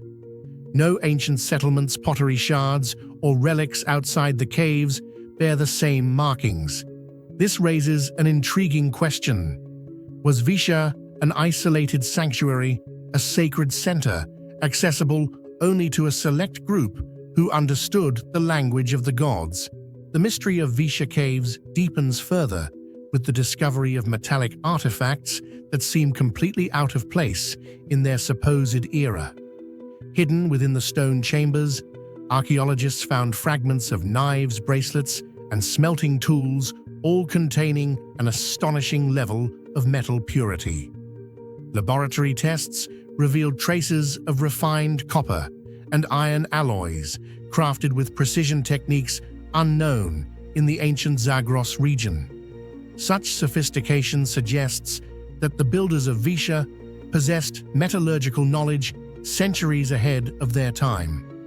Some researchers now believe that the strange carvings on the walls are not merely decorative or religious, but could represent a coded record of lost metallurgical science, an ancient language of fire and metal etched into stone to survive eternity. Modern expeditions have only explored about 30% of the cave network. The rest remains too deep and unstable, with frequent collapses and loss of navigation signals. Explorers describe the deeper passages as eerily silent, the air thin, and echoes resembling distant voices. Locals believe that the spirits of the ancients still guard the cave, protecting the secrets they once carved into its walls. According to local folklore, the site was once called Mir-e-Visha, meaning the Cave of Holy Light. It is said that the god Mithra descended here to teach humanity how to bridge the realms of light and darkness. Many locals believe the carvings are the sacred language of Mithra, understood only by chosen priests. Some claim that during full moons, a faint bluish light still glows deep within, as if the ancient symbols remain alive, continuing to tell their forgotten story. In modern times, Visha caves remain largely untouched by tourism.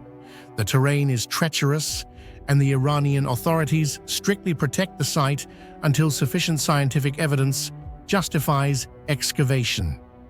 International research teams have long sought access, but permits are rarely granted. To this day, all decoding efforts have failed, each expert offering a different interpretation, none conclusive. Visha caves thus remain one of the great cracks in humanity's historical record, a place where nature, spirituality, and knowledge converge into a single enigma. Some believe it is merely an abandoned temple. Others see it as a repository of prehistoric knowledge, where early humans encoded their wisdom in geometry and symbols. The boldest theories suggest it may be evidence of a non-human civilization, beings who lived and vanished long before recorded history began.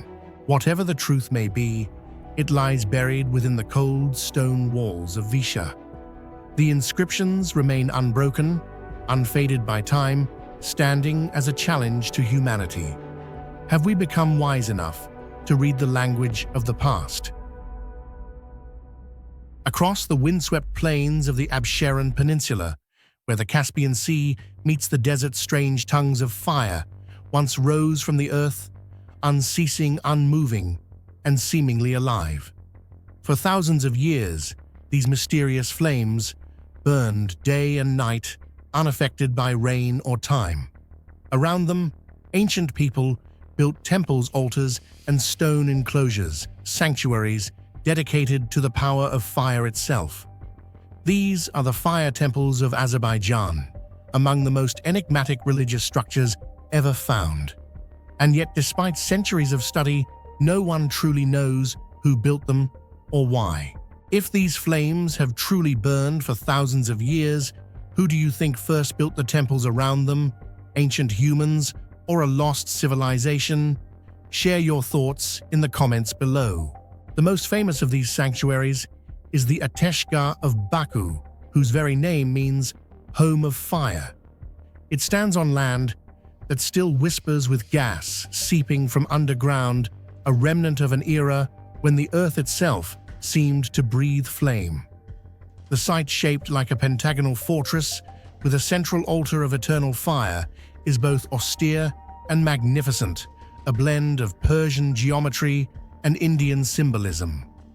Around its courtyard are small cells where priests once meditated and pilgrims rested, their faces illuminated by the sacred glow. To stand there at night, when the air shimmers with heat and silence, is to feel the pulse of something older than any written word. But the question that has haunted archaeologists, historians, and theologians alike is who first raised these stone walls and what faith they truly served. Some scholars claim they were the work of Zoroastrian priests, guardians of Ahura Mazda, the god of light and truth. In this view, the flames were not mere accidents of geology, but manifestations of divine purity, and the temple was part of a vast network of fire shrines stretching across the Persian world from Iran to Central Asia. Others, however, present an entirely different picture. Carved into the walls of Ateşgah are inscriptions in Sanskrit and Devanagari languages of the Indian subcontinent, alongside the sacred symbol Om, and depictions of the Hindu god Agni. These marks, found nowhere else in the Caucasus, suggest that the temple was once used by Hindu or Sikh merchants who traveled the Silk Road and settled in Baku during the 17th and 18th centuries. They too revered fire as a purifier and a bridge to the divine. Some historical records even mention Indian communities who called this land Agnistan, the place of fire. And yet the puzzle deepens.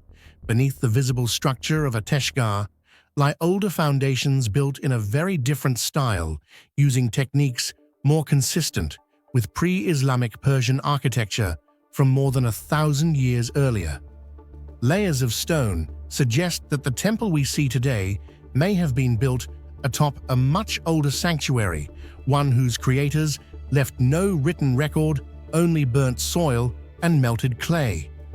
Radiocarbon studies reveal traces of intense ritual fires dating back over 2 millennia long before Indian traders ever reached the Caucasus. So was Ateshgah originally a Zoroastrian temple, later reused by Hindu pilgrims, or was it the other way around, a multicultural shrine built jointly by travelers from both worlds? The answer remains hidden beneath centuries of reconstruction. Each renovation blurred the line between history and legend until the site became a palimpsest of faiths, a place where gods shared the same flame. The mystery only grows when we look beyond Baku. Across Azerbaijan, other fire sites, such as Yanar Dag, the Burning Mountain, display the same inexplicable phenomenon. Flames burst straight from the rock fed by invisible veins of natural gas. For ancient people, this was no coincidence of geology, but a sacred revelation. To them, the earth itself was alive, exhaling the breath of gods. Early travelers described pilgrims kneeling in reverence, their chants rising, with the smoke, their faces painted in the red light of a living miracle. But even modern science cannot fully dispel the aura of mystery. While geologists can explain the chemical composition of the gas, they cannot explain how the fire at Yanar Dag burns so evenly and continuously, or why it has never spread nor gone out completely. Local folklore insists that these flames mark the footsteps of divine beings who once walked the earth. Some legends say the fire was lit by Zoroaster himself, the prophet who founded one of the world's oldest religions, and who, according to certain texts, journeyed west from Persia to teach the worship of fire and light. Still, the evidence remains frustratingly incomplete. Excavations around Ateshgah reveal artifacts spanning many centuries: Persian coins, Indian amulets, Arab pottery, and even Russian relics from the 19th century. It seems every culture that passed through Azerbaijan left its mark here, transforming the temple into a crossroads of civilizations. One archaeologist described it as a sacred relay race, each generation inheriting the same flame but never knowing who first kindled it. The architecture of the fire temples in Azerbaijan is the key that deepens the mystery of their builders. Every detail of Ateshgah seems to carry a profound spiritual philosophy. Its walls are built in perfect symmetry. The curved stone arches recall the ancient Persian temples, and the central altar is precisely aligned with the rising sun, as if performing a ritual to greet the dawn with an eternal flame. This structure reflects not only the Zoroastrian cosmology, where light symbolizes truth, but also embodies the solar geometry of the Vedas, representing rebirth and divine power. The uncanny resemblance between two civilizations, separated by thousands of kilometers, has led scholars to believe that the builders possessed astronomical knowledge far ahead of their time, understanding the movements of the stars to create a monument that is both religious and cosmological, a stone calendar that lives on through eternity. In the 19th century, when European travelers rediscovered Ateshgah, they described it as a temple of lost gods. Some even speculated that it predated both Zoroastrianism and Hinduism, perhaps belonging to an even older forgotten fire cult, one that spread across Asia before written history. According to this theory, the temple might be a surviving fragment of a proto-religion that worshipped fire as the first source of life-light and transformation, an elemental faith that united early humanity before the rise of nations. If this is true, then the fire temples of Azerbaijan are not just relics of one civilization, but echoes of humanity's earliest spiritual impulse to bow before the mysterious power that gives warmth and destroys, that creates and consumes. In this sense, the builders' names do not matter. Their work transcends culture. What remains is the flame itself, still burning in the wind, indifferent to centuries of conquest and change. Even after the natural gas reserves beneath Ateshka were exhausted in the 19th century and the flames died out, visitors claimed to see faint ghostly lights flickering in the courtyard at night. Locals called them the souls of the keepers of fire, refusing to believe that the sacred energy had truly vanished. In 1950, when the site was restored as a museum, engineers reignited the altar using piped gas, a symbolic act to preserve the spirit of the temple. But those who have felt its heat say it is not the same. The old fire, they whisper, was alive. Today, the fire temples stand as silent witnesses to an ancient mystery shrines, to a faith that may have crossed continents and survived empires. Their stones tell stories in multiple languages, yet the origin of those stories remains unsolved. Were they Zoroastrian sanctuaries that embraced Indian pilgrims, or Indian temples built upon Persian ruins, or perhaps something else entirely, the last embers of a forgotten civilization whose only god was flame? Though its origins remain debated, one thing is certain: the fire has connected people through time. Merchants, monks, and travelers from across Asia once gathered around its light, finding unity in its eternal warmth. Beneath the blackened stones of the fire temples still echoes an ancient question: who first lit the flame, and what were they seeking in its light? Perhaps as the ancients believed, the fire itself is the message, and its mystery will burn forever. Hidden among the dry hills of Azerbaijan, between the Caspian Sea and the shadow of the Caucasus Mountains, lies one of the strangest and most haunting archives of prehistoric humanity, the Gobustan rock carvings. Over 6,000 figures are carved into more than 100,000 slabs of stone hunters, dancers, ships, suns, animals, and gods that seem to whisper from another time. Yet the most extraordinary mystery surrounding Gobustan is not what these carvings show, but who made them. For decades, scientists have studied every line etched into the ancient cliffs, hoping to trace them back to a known people. But the truth is, no one truly knows who the artists of Gobustan were. They appeared suddenly in this desert-like region, left behind thousands of images that feel both deeply human and strangely alien, and then vanished without a trace. Their settlements, tools, and burials have never been found. Only the messages in stone remain silent witnesses of a lost culture. Who do you think truly created these rock carvings? The ancestors of humankind, or a completely forgotten civilization? Share your thoughts in the comments below. When archaeologists first discovered Gobustan in the 1930s, they thought it was just another prehistoric site of the Stone Age. But the more they uncovered, the stranger it became. The oldest carvings date back over 40,000 years, to a time when glaciers still covered much of the earth. Yet unlike the crude markings of other early peoples, these figures are strikingly sophisticated, tall human forms with elegant posture, animals drawn with precision, and scenes that tell stories. Some panels show hunting processions with men chasing aurochs and wild goats. Others depict ritual dances, circles of people raising their arms toward the sky as if calling to something above. Still others show boats with rows of paddlers crossing the waves like fleets on a sacred journey. Every line seems deliberate, every shape charged with meaning. But when scientists looked for evidence of who made them, the trail went cold. There were no remains of houses, no pottery, no graves.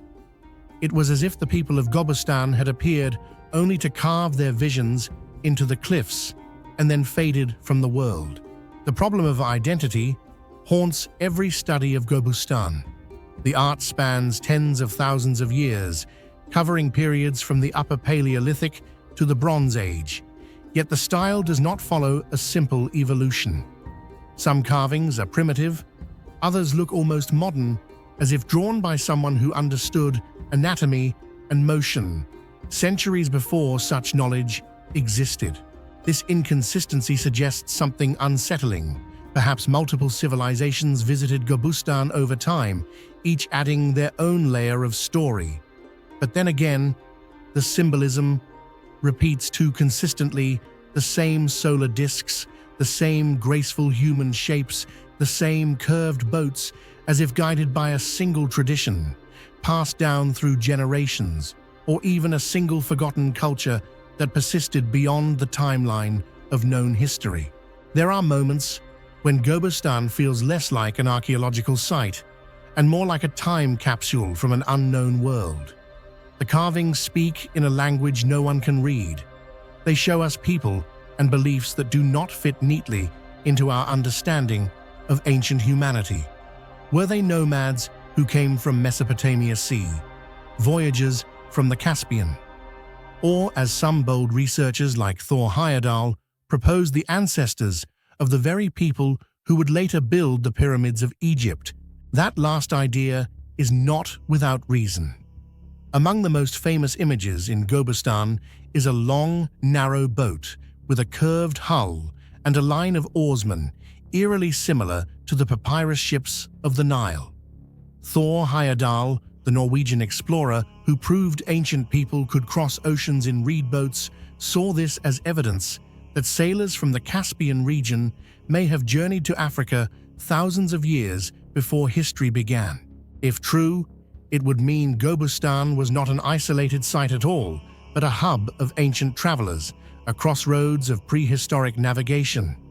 And if these sailors carried their art beliefs and myths across continents, then the unknown carvers of Gobustan might be the silent ancestors of many later civilizations.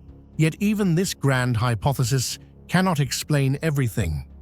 The Gobustan engravings show creatures not native to the area, symbols with no local parallel, and a level of geometric and astronomical understanding beyond what is expected from Stone Age societies. Some panels align perfectly with the path of the sun at solstices. Others seem to record lunar cycles. Was this a primitive observatory or a sacred site where the stars themselves were worshipped? Adding to the mystery is the Gavaldash, or singing stone.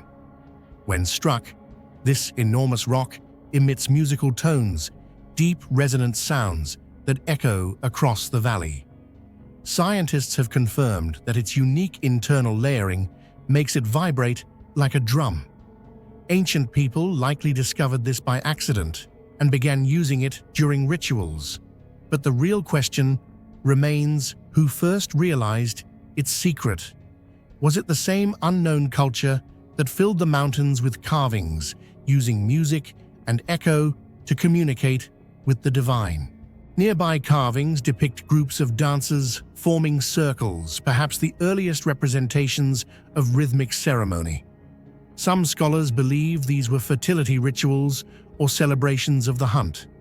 Others see something far older and deeper: the first human attempts to connect with cosmic forces, with the unseen powers of nature. The people of Gobustan may have been the world's first shamans, standing beneath the stars, beating the gavel dash, and carving their dreams into the living stone. But even with modern technology, satellite imaging, 3D scanning, chemical dating, we are no closer to knowing who they were.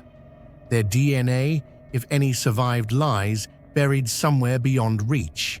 Their myths and names are erased. The only legacy is their art, stretching across millennia, like a silent thread that ties humanity to something ancient and unknowable.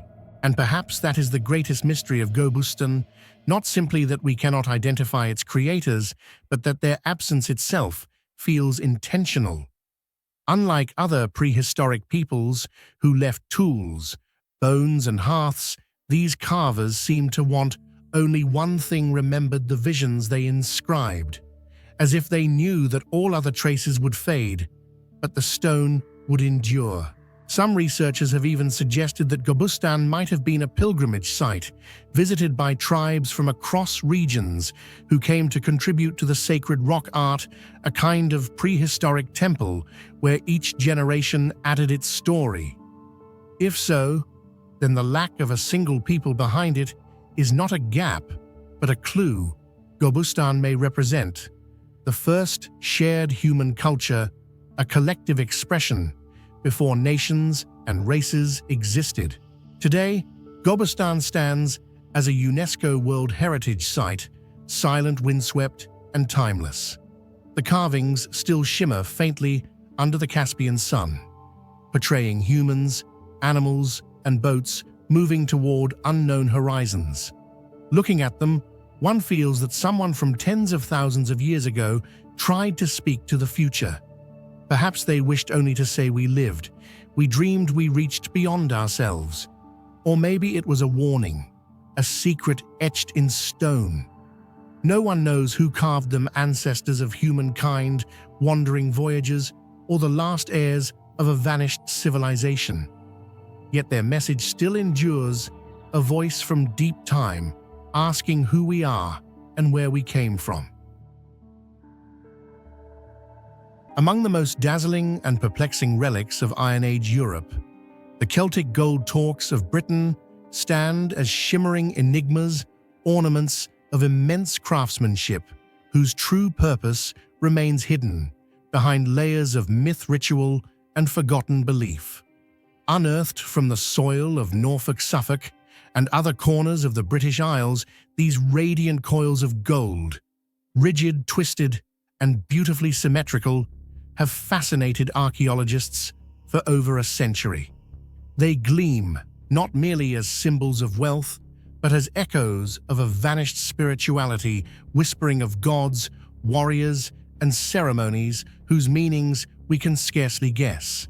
If these Celtic gold torques were not just jewelry, but held sacred meaning, what do you think their true purpose was? A symbol of power, a ritual offering, or a tool to connect with the divine? Share your thoughts in the comments below. The Celts, a people renowned for their artistry and spiritual depth, created torques as neck rings of power and prestige, often worn by chieftains, druids, and deities in their mythologies. Classical writers like Diodorus and Pliny described fierce Celtic warriors charging into battle, wearing nothing but these shining collars, their bodies painted, and their torques catching the sunlight like halos of divine protection. But despite the apparent symbolism of power, these artifacts reveal something far deeper than mere adornment. Many were made too large, too heavy, or too fragile to have been worn in daily life.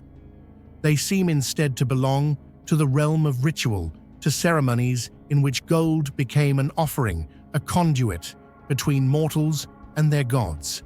The craftsmanship of the Celtic gold torques is so refined that it challenges the limits of what ancient technology was believed capable of. The most extraordinary example, the Snettisham Great Torque unearthed in 1950 in Norfolk, weighs over 1 kilogram and is composed of 64 individually forged strands of gold and silver, each drawn out, twisted, and braided with astonishing accuracy. Every strand aligns perfectly, creating a seamless spiral pattern with no welds, joints, or flaws detectable even under magnification. Modern experts admit that reproducing such precision today would demand advanced machinery and mathematical modeling, yet the Celts achieved it using only hand tools more than 2,000 years ago.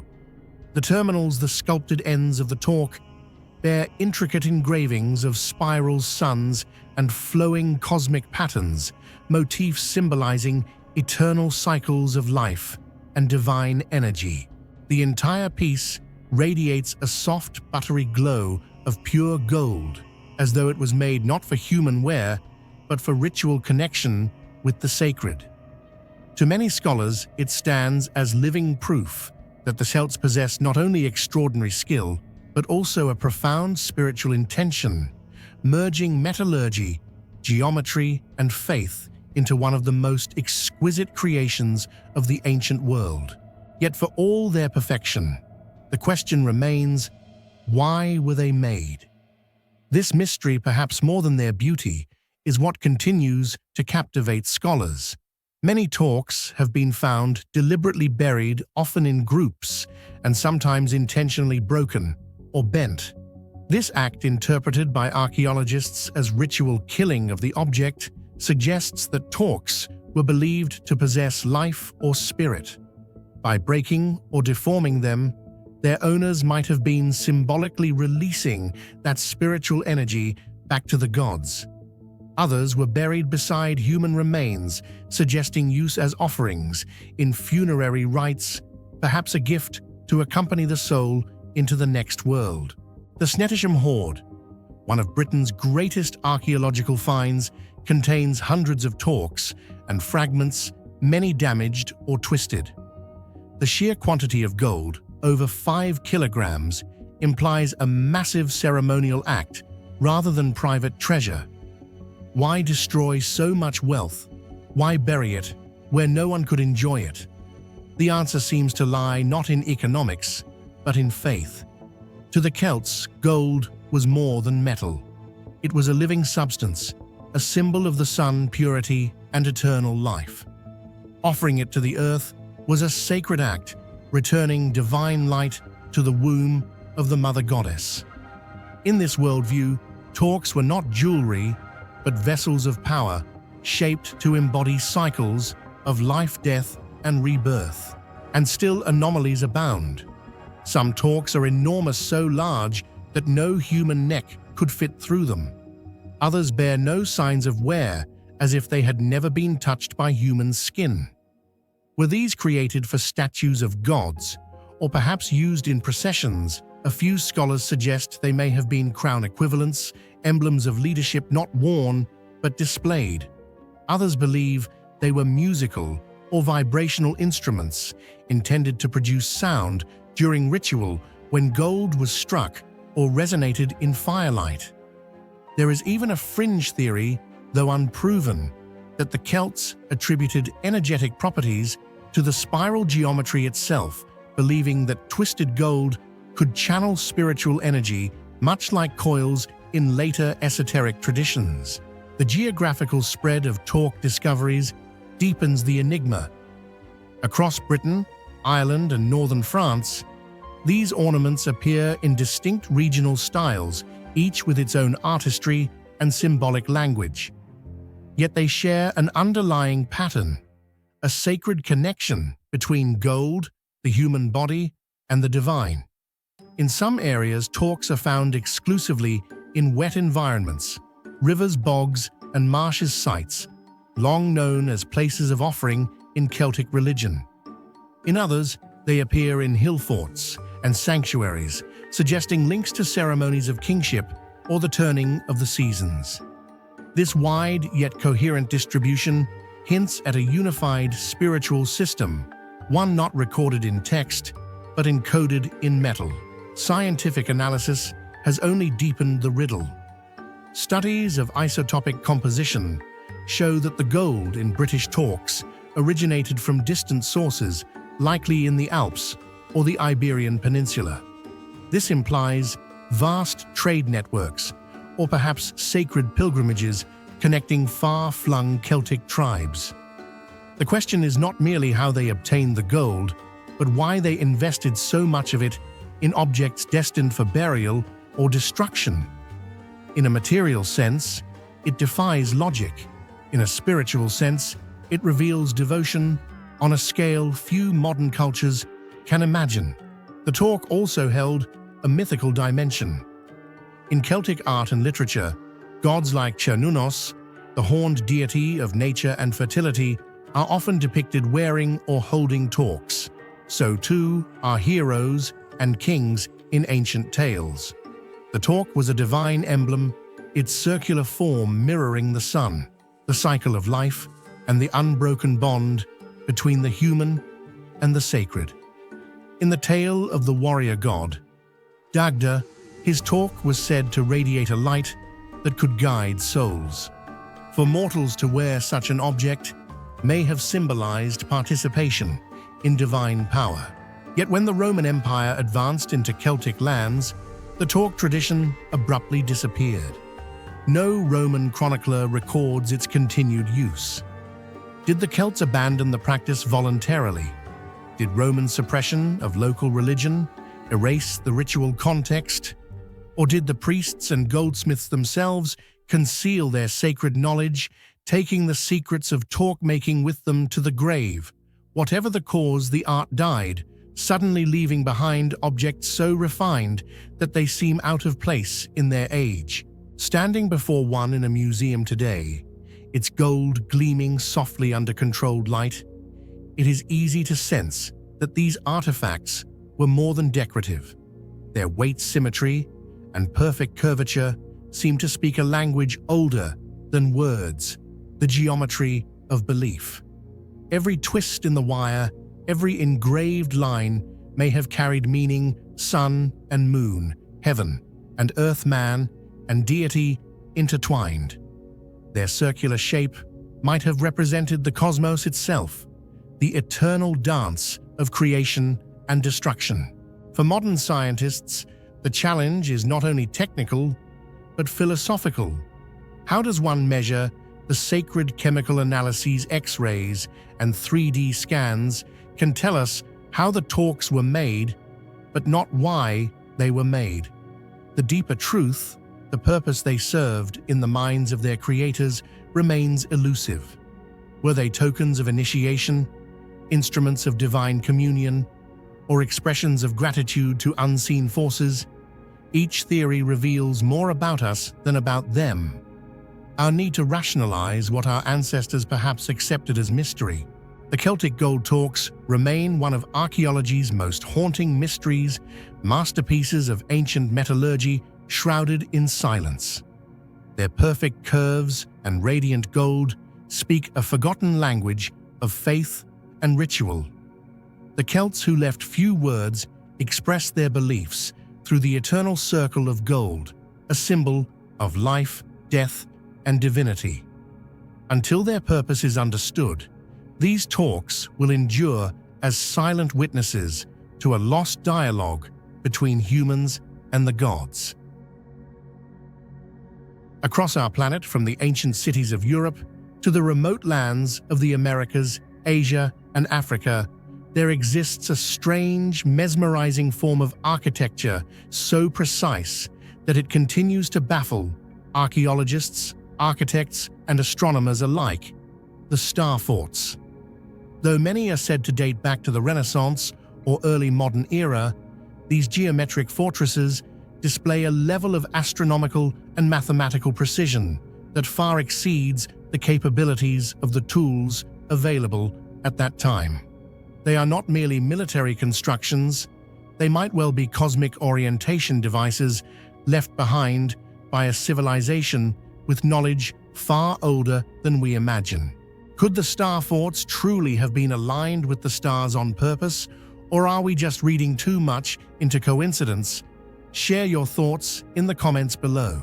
From Palma Nova in Italy and Fort Bourtange in the Netherlands to ancient star-shaped fortresses in India, Japan, and the Philippines, and even across North and South America, all share an almost identical design principle.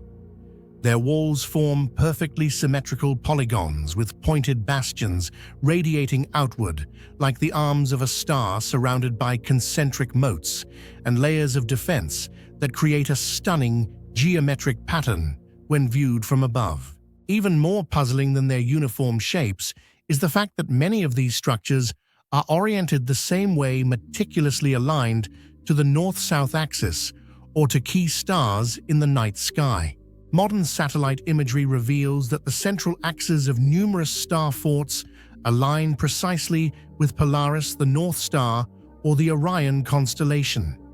In some cases, their geometry even connects to solar and lunar alignments, the points where the sun rises or the moon sets during solstices and equinoxes. Coincidence? Or did their builders deliberately synchronize these structures with the rhythm of the cosmos, One of the most extraordinary facts is the astonishing directional accuracy of these constructions. In many forts, the main axes are aligned with true north, not magnetic north, a subtle but significant distinction. This means their designers had to understand magnetic declination and possess remarkably advanced surveying instruments capable of pinpointing the planet's true rotational axis, something still challenging even in the 17th century. In Palmanova, Italy, each star point of the city is positioned precisely 45 degrees off the north-south line, forming an immaculate polygonal symmetry. Fort Bourtange, Netherlands, aligns perfectly with Polaris, while Goryeo-kaku, Japan, follows the lunar movement cycle, a feat almost unthinkable for Edo period astronomy. Some archaeoastronomers have noted that many star forts are built on geological zones with unusually strong magnetic fields, suggesting that ancient builders may have sensed or measured the Earth's natural energies to select these resonant sites. If so, these were not simple fortifications, but rather geo-celestial energy stations designed to link human activity directly to the cosmos. How could medieval engineers achieve a precision comparable to modern laser instruments? Conventional explanations point to the use of basic compasses and mathematics, yet these theories fall short when we realize many star forts were built on rugged or uneven terrain, mountains, river islands, or plains, all while preserving perfect angles and celestial orientation with barely a minute of deviation. Some independent researchers propose that this knowledge did not originate in Renaissance Europe at all, but may be a remnant of an earlier civilization, one deeply aware of the interconnection between geomagnetism, the sun, the North Star, and sacred geometry. Later builders, they argue, may have reconstructed or expanded upon ancient foundations, unknowingly preserving the cosmic logic encoded millennia before. In many ancient cultures, the star symbolized not just power or victory, but the harmony between the heavens and the earth. 5 points represented the 5 elements. 6 points reflected universal balance. 8 points symbolized the solar and lunar cycles, and 12 points mirrored the zodiac constellations. Seen in this light, star forts resemble vast terrestrial mandalas inscribed onto the landscape to align the planet's energies with cosmic order. Energy theorists suggest that these forts were deliberately built upon ley lines the Earth's energetic pathways, and that aligning them with Polaris or the Sun was intended to activate the planetary field. Strikingly, many of the ley line intersections in Italy, India, and South America coincide with star forts or ancient temples, coincidences too consistent to dismiss. When the positions of star forts are plotted on a world map, they reveal a complex geometric network with numerous forts sitting along shared meridians and parallels. For example, Palmanova, Italy, Fort Carré, France, and Valletta, Malta fall nearly on a straight line pointing towards Sirius, while Goryeo-kaku, Japan, and Fort Zeelandia, Taiwan, align with the rising sun at the summer solstice. These alignments suggest a provocative idea. Could the star forts have been nodes of a global astronomical system, akin to how the pyramids of Egypt, Teotihuacan, and Angkor Wat are thought to reflect the Orion constellation? If these structures were built purely for military purposes, it's difficult to explain why the star forts exhibit such near-perfect geometry and are aligned so precisely with the Earth's axis or celestial bodies like Polaris. Some even appeared before any wars took place in their regions, while others were constructed on zones of strong geomagnetic activity areas unsuitable for defense. These anomalies have led researchers to suspect that the purpose of the star forts extended beyond military strategy, possibly relating to astronomical rituals or studies of Earth's natural energy. Some theories suggest they were both fortifications and massive astronomical instruments designed to track the movements of the sun and the North Star, or to resonate with the planet's natural energy fields, serving as evidence of an ancient understanding far ahead of its time. From above, the star forts resemble gigantic symbols etched into the earth markings of a language we no longer understand. They may represent an ancient way of translating cosmic order into terrestrial form. With the aid of satellite imagery, we now see that their global alignment is far too deliberate to be mere coincidence. Perhaps what remains before us is the fossilized language of sacred geometry, where every line, every angle, and every orientation encodes the relationship between humanity and the stars. The star fort patterns seen worldwide stand not only as proof of architectural genius, but also as manifestations of a cosmic mindset. Although credited to European engineers of the Renaissance, mounting evidence suggests that the principles behind them are far more ancient. These structures whisper to us that early humans once understood their place in the cosmos and knew how to engrave that knowledge upon the earth through geometry and celestial harmony. When we gaze from above and see those radiant star shapes shining beneath the sun, we are not merely seeing stone and walls, we are witnessing a spiritual map, a bridge between earth and the heavens. Perhaps the star forts were not built simply to defend territories, but to remind humanity that every great creation begins with a single upward glance at the stars. Deep in the forests and rocky shores of the Great Lakes, long before the rise of the pyramids or the first city-states of Mesopotamia, a remarkable civilization flourished and then vanished. Today, archaeologists call them the Copper Culture, the ancient people of Wisconsin and the Upper Peninsula, who mastered one of the earliest forms of metalworking on Earth. What makes their story so haunting is not just their age, but the mystery of how they achieved what they did, and why so much of their legacy remains buried in silence. The Copper Culture emerged around 4000 BCE, thriving for nearly 3 millennia. In a world still gripped by the Stone Age, these early Americans were already crafting tools, weapons, and ornaments from pure copper mined from the heart of the Great Lakes region. The material was not bronze, nor was it alloyed with tin or other metals. It was native copper, hammered and shaped directly from the Earth's crust. Incredibly, they discovered massive deposits of this naturally pure metal and learned how to extract and manipulate it using techniques that modern metallurgists still struggle to explain. How do you think an ancient civilization, over 6,000 years ago, managed to craft pure copper with techniques that modern science still can't explain? Share your thoughts in the comments below. Unlike later metalworkers in Egypt or Mesopotamia, the people of the Copper Culture didn't use furnaces or molds. Instead, they exploited the unique softness of native copper, striking it repeatedly with stone hammers to bend it into form, a method known as cold hammering.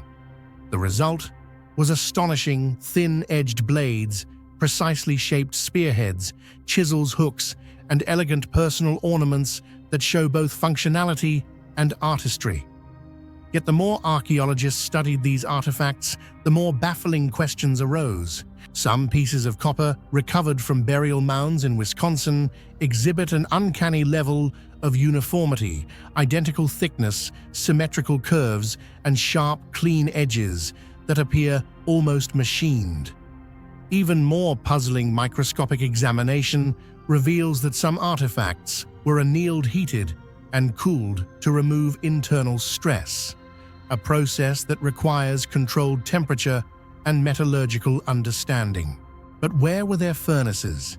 No smelting sites, no kilns, no signs of metallurgical infrastructure have ever been discovered. It's as if the Copper Culture had mastered advanced techniques without leaving any trace of the process itself. This enigma has become one of the most hotly debated puzzles in North American archaeology. How could a people living over 6,000 years ago possess such refined technical ability? How did they know how to manipulate copper without it fracturing or losing its strength? Even more mysterious, many of the tools display a consistency that implies standardization, as if they were produced under a uniform system of measurement. Was this the result of shared tribal craftsmanship, or could it point to something larger, a centralized culture with complex organization and knowledge? To understand the scope of this mystery, one only needs to visit the ancient copper mines on Michigan's Keweenaw Peninsula and Isle Royale. More than 5,000 pits and tunnels have been discovered, evidence of an industrial-scale operation far beyond simple tribal foraging. Some shafts go deep into the bedrock, with hammerstones and wooden supports still preserved under centuries of sediment. Based on archaeological calculations, over 500,000 tons of copper ore may have been extracted in antiquity, yet only a tiny fraction of this metal has been found in artifacts across the region. So where did the rest go? This question opens the door to one of the most controversial theories in archaeology, the possibility of prehistoric transatlantic trade. Several independent researchers have noted chemical similarities between copper found in ancient Mediterranean artifacts and the isotopic composition of Great Lakes copper. Could it be that this lost copper fueled the Bronze Age in the Old World? Could ships have crossed the Atlantic thousands of years before the Vikings or Columbus? While mainstream archaeologists remain skeptical, the coincidence continues to spark fascination among historians, metallurgists, and adventurers alike. But even setting aside global trade theories, the sophistication of the copper culture remains a marvel. Consider the level of precision achieved in their weaponry: blades thin enough to cut hide, but durable enough for repeated use. Decorative beads drilled with perfect circular holes, and ceremonial items polished to a mirror-like sheen, using techniques that suggest an understanding of friction, abrasion, and even heat control. This is not primitive trial and error. This is the work of minds that understood their material intimately. Some scholars propose that their metallurgical knowledge came from close observation of nature, watching how heat from wildfires softened copper, or how water and temperature affected its color and texture. Others argue that such precision requires intentional experimentation over generations, a process implying social stability and intergenerational teaching. This means the copper culture wasn't just a loose group of hunters and gatherers. They may have been an organized society with master artisans, trade routes, and religious or symbolic systems tied to copper itself. Indeed, copper objects found in burial sites are not merely tools, they're tokens of status and belief. At Oconto, Wisconsin, one of the earliest known copper culture cemeteries reveals a complex spiritual world. The dead were laid to rest with delicately crafted copper ornaments, bracelets, spears, fish hooks, and beads.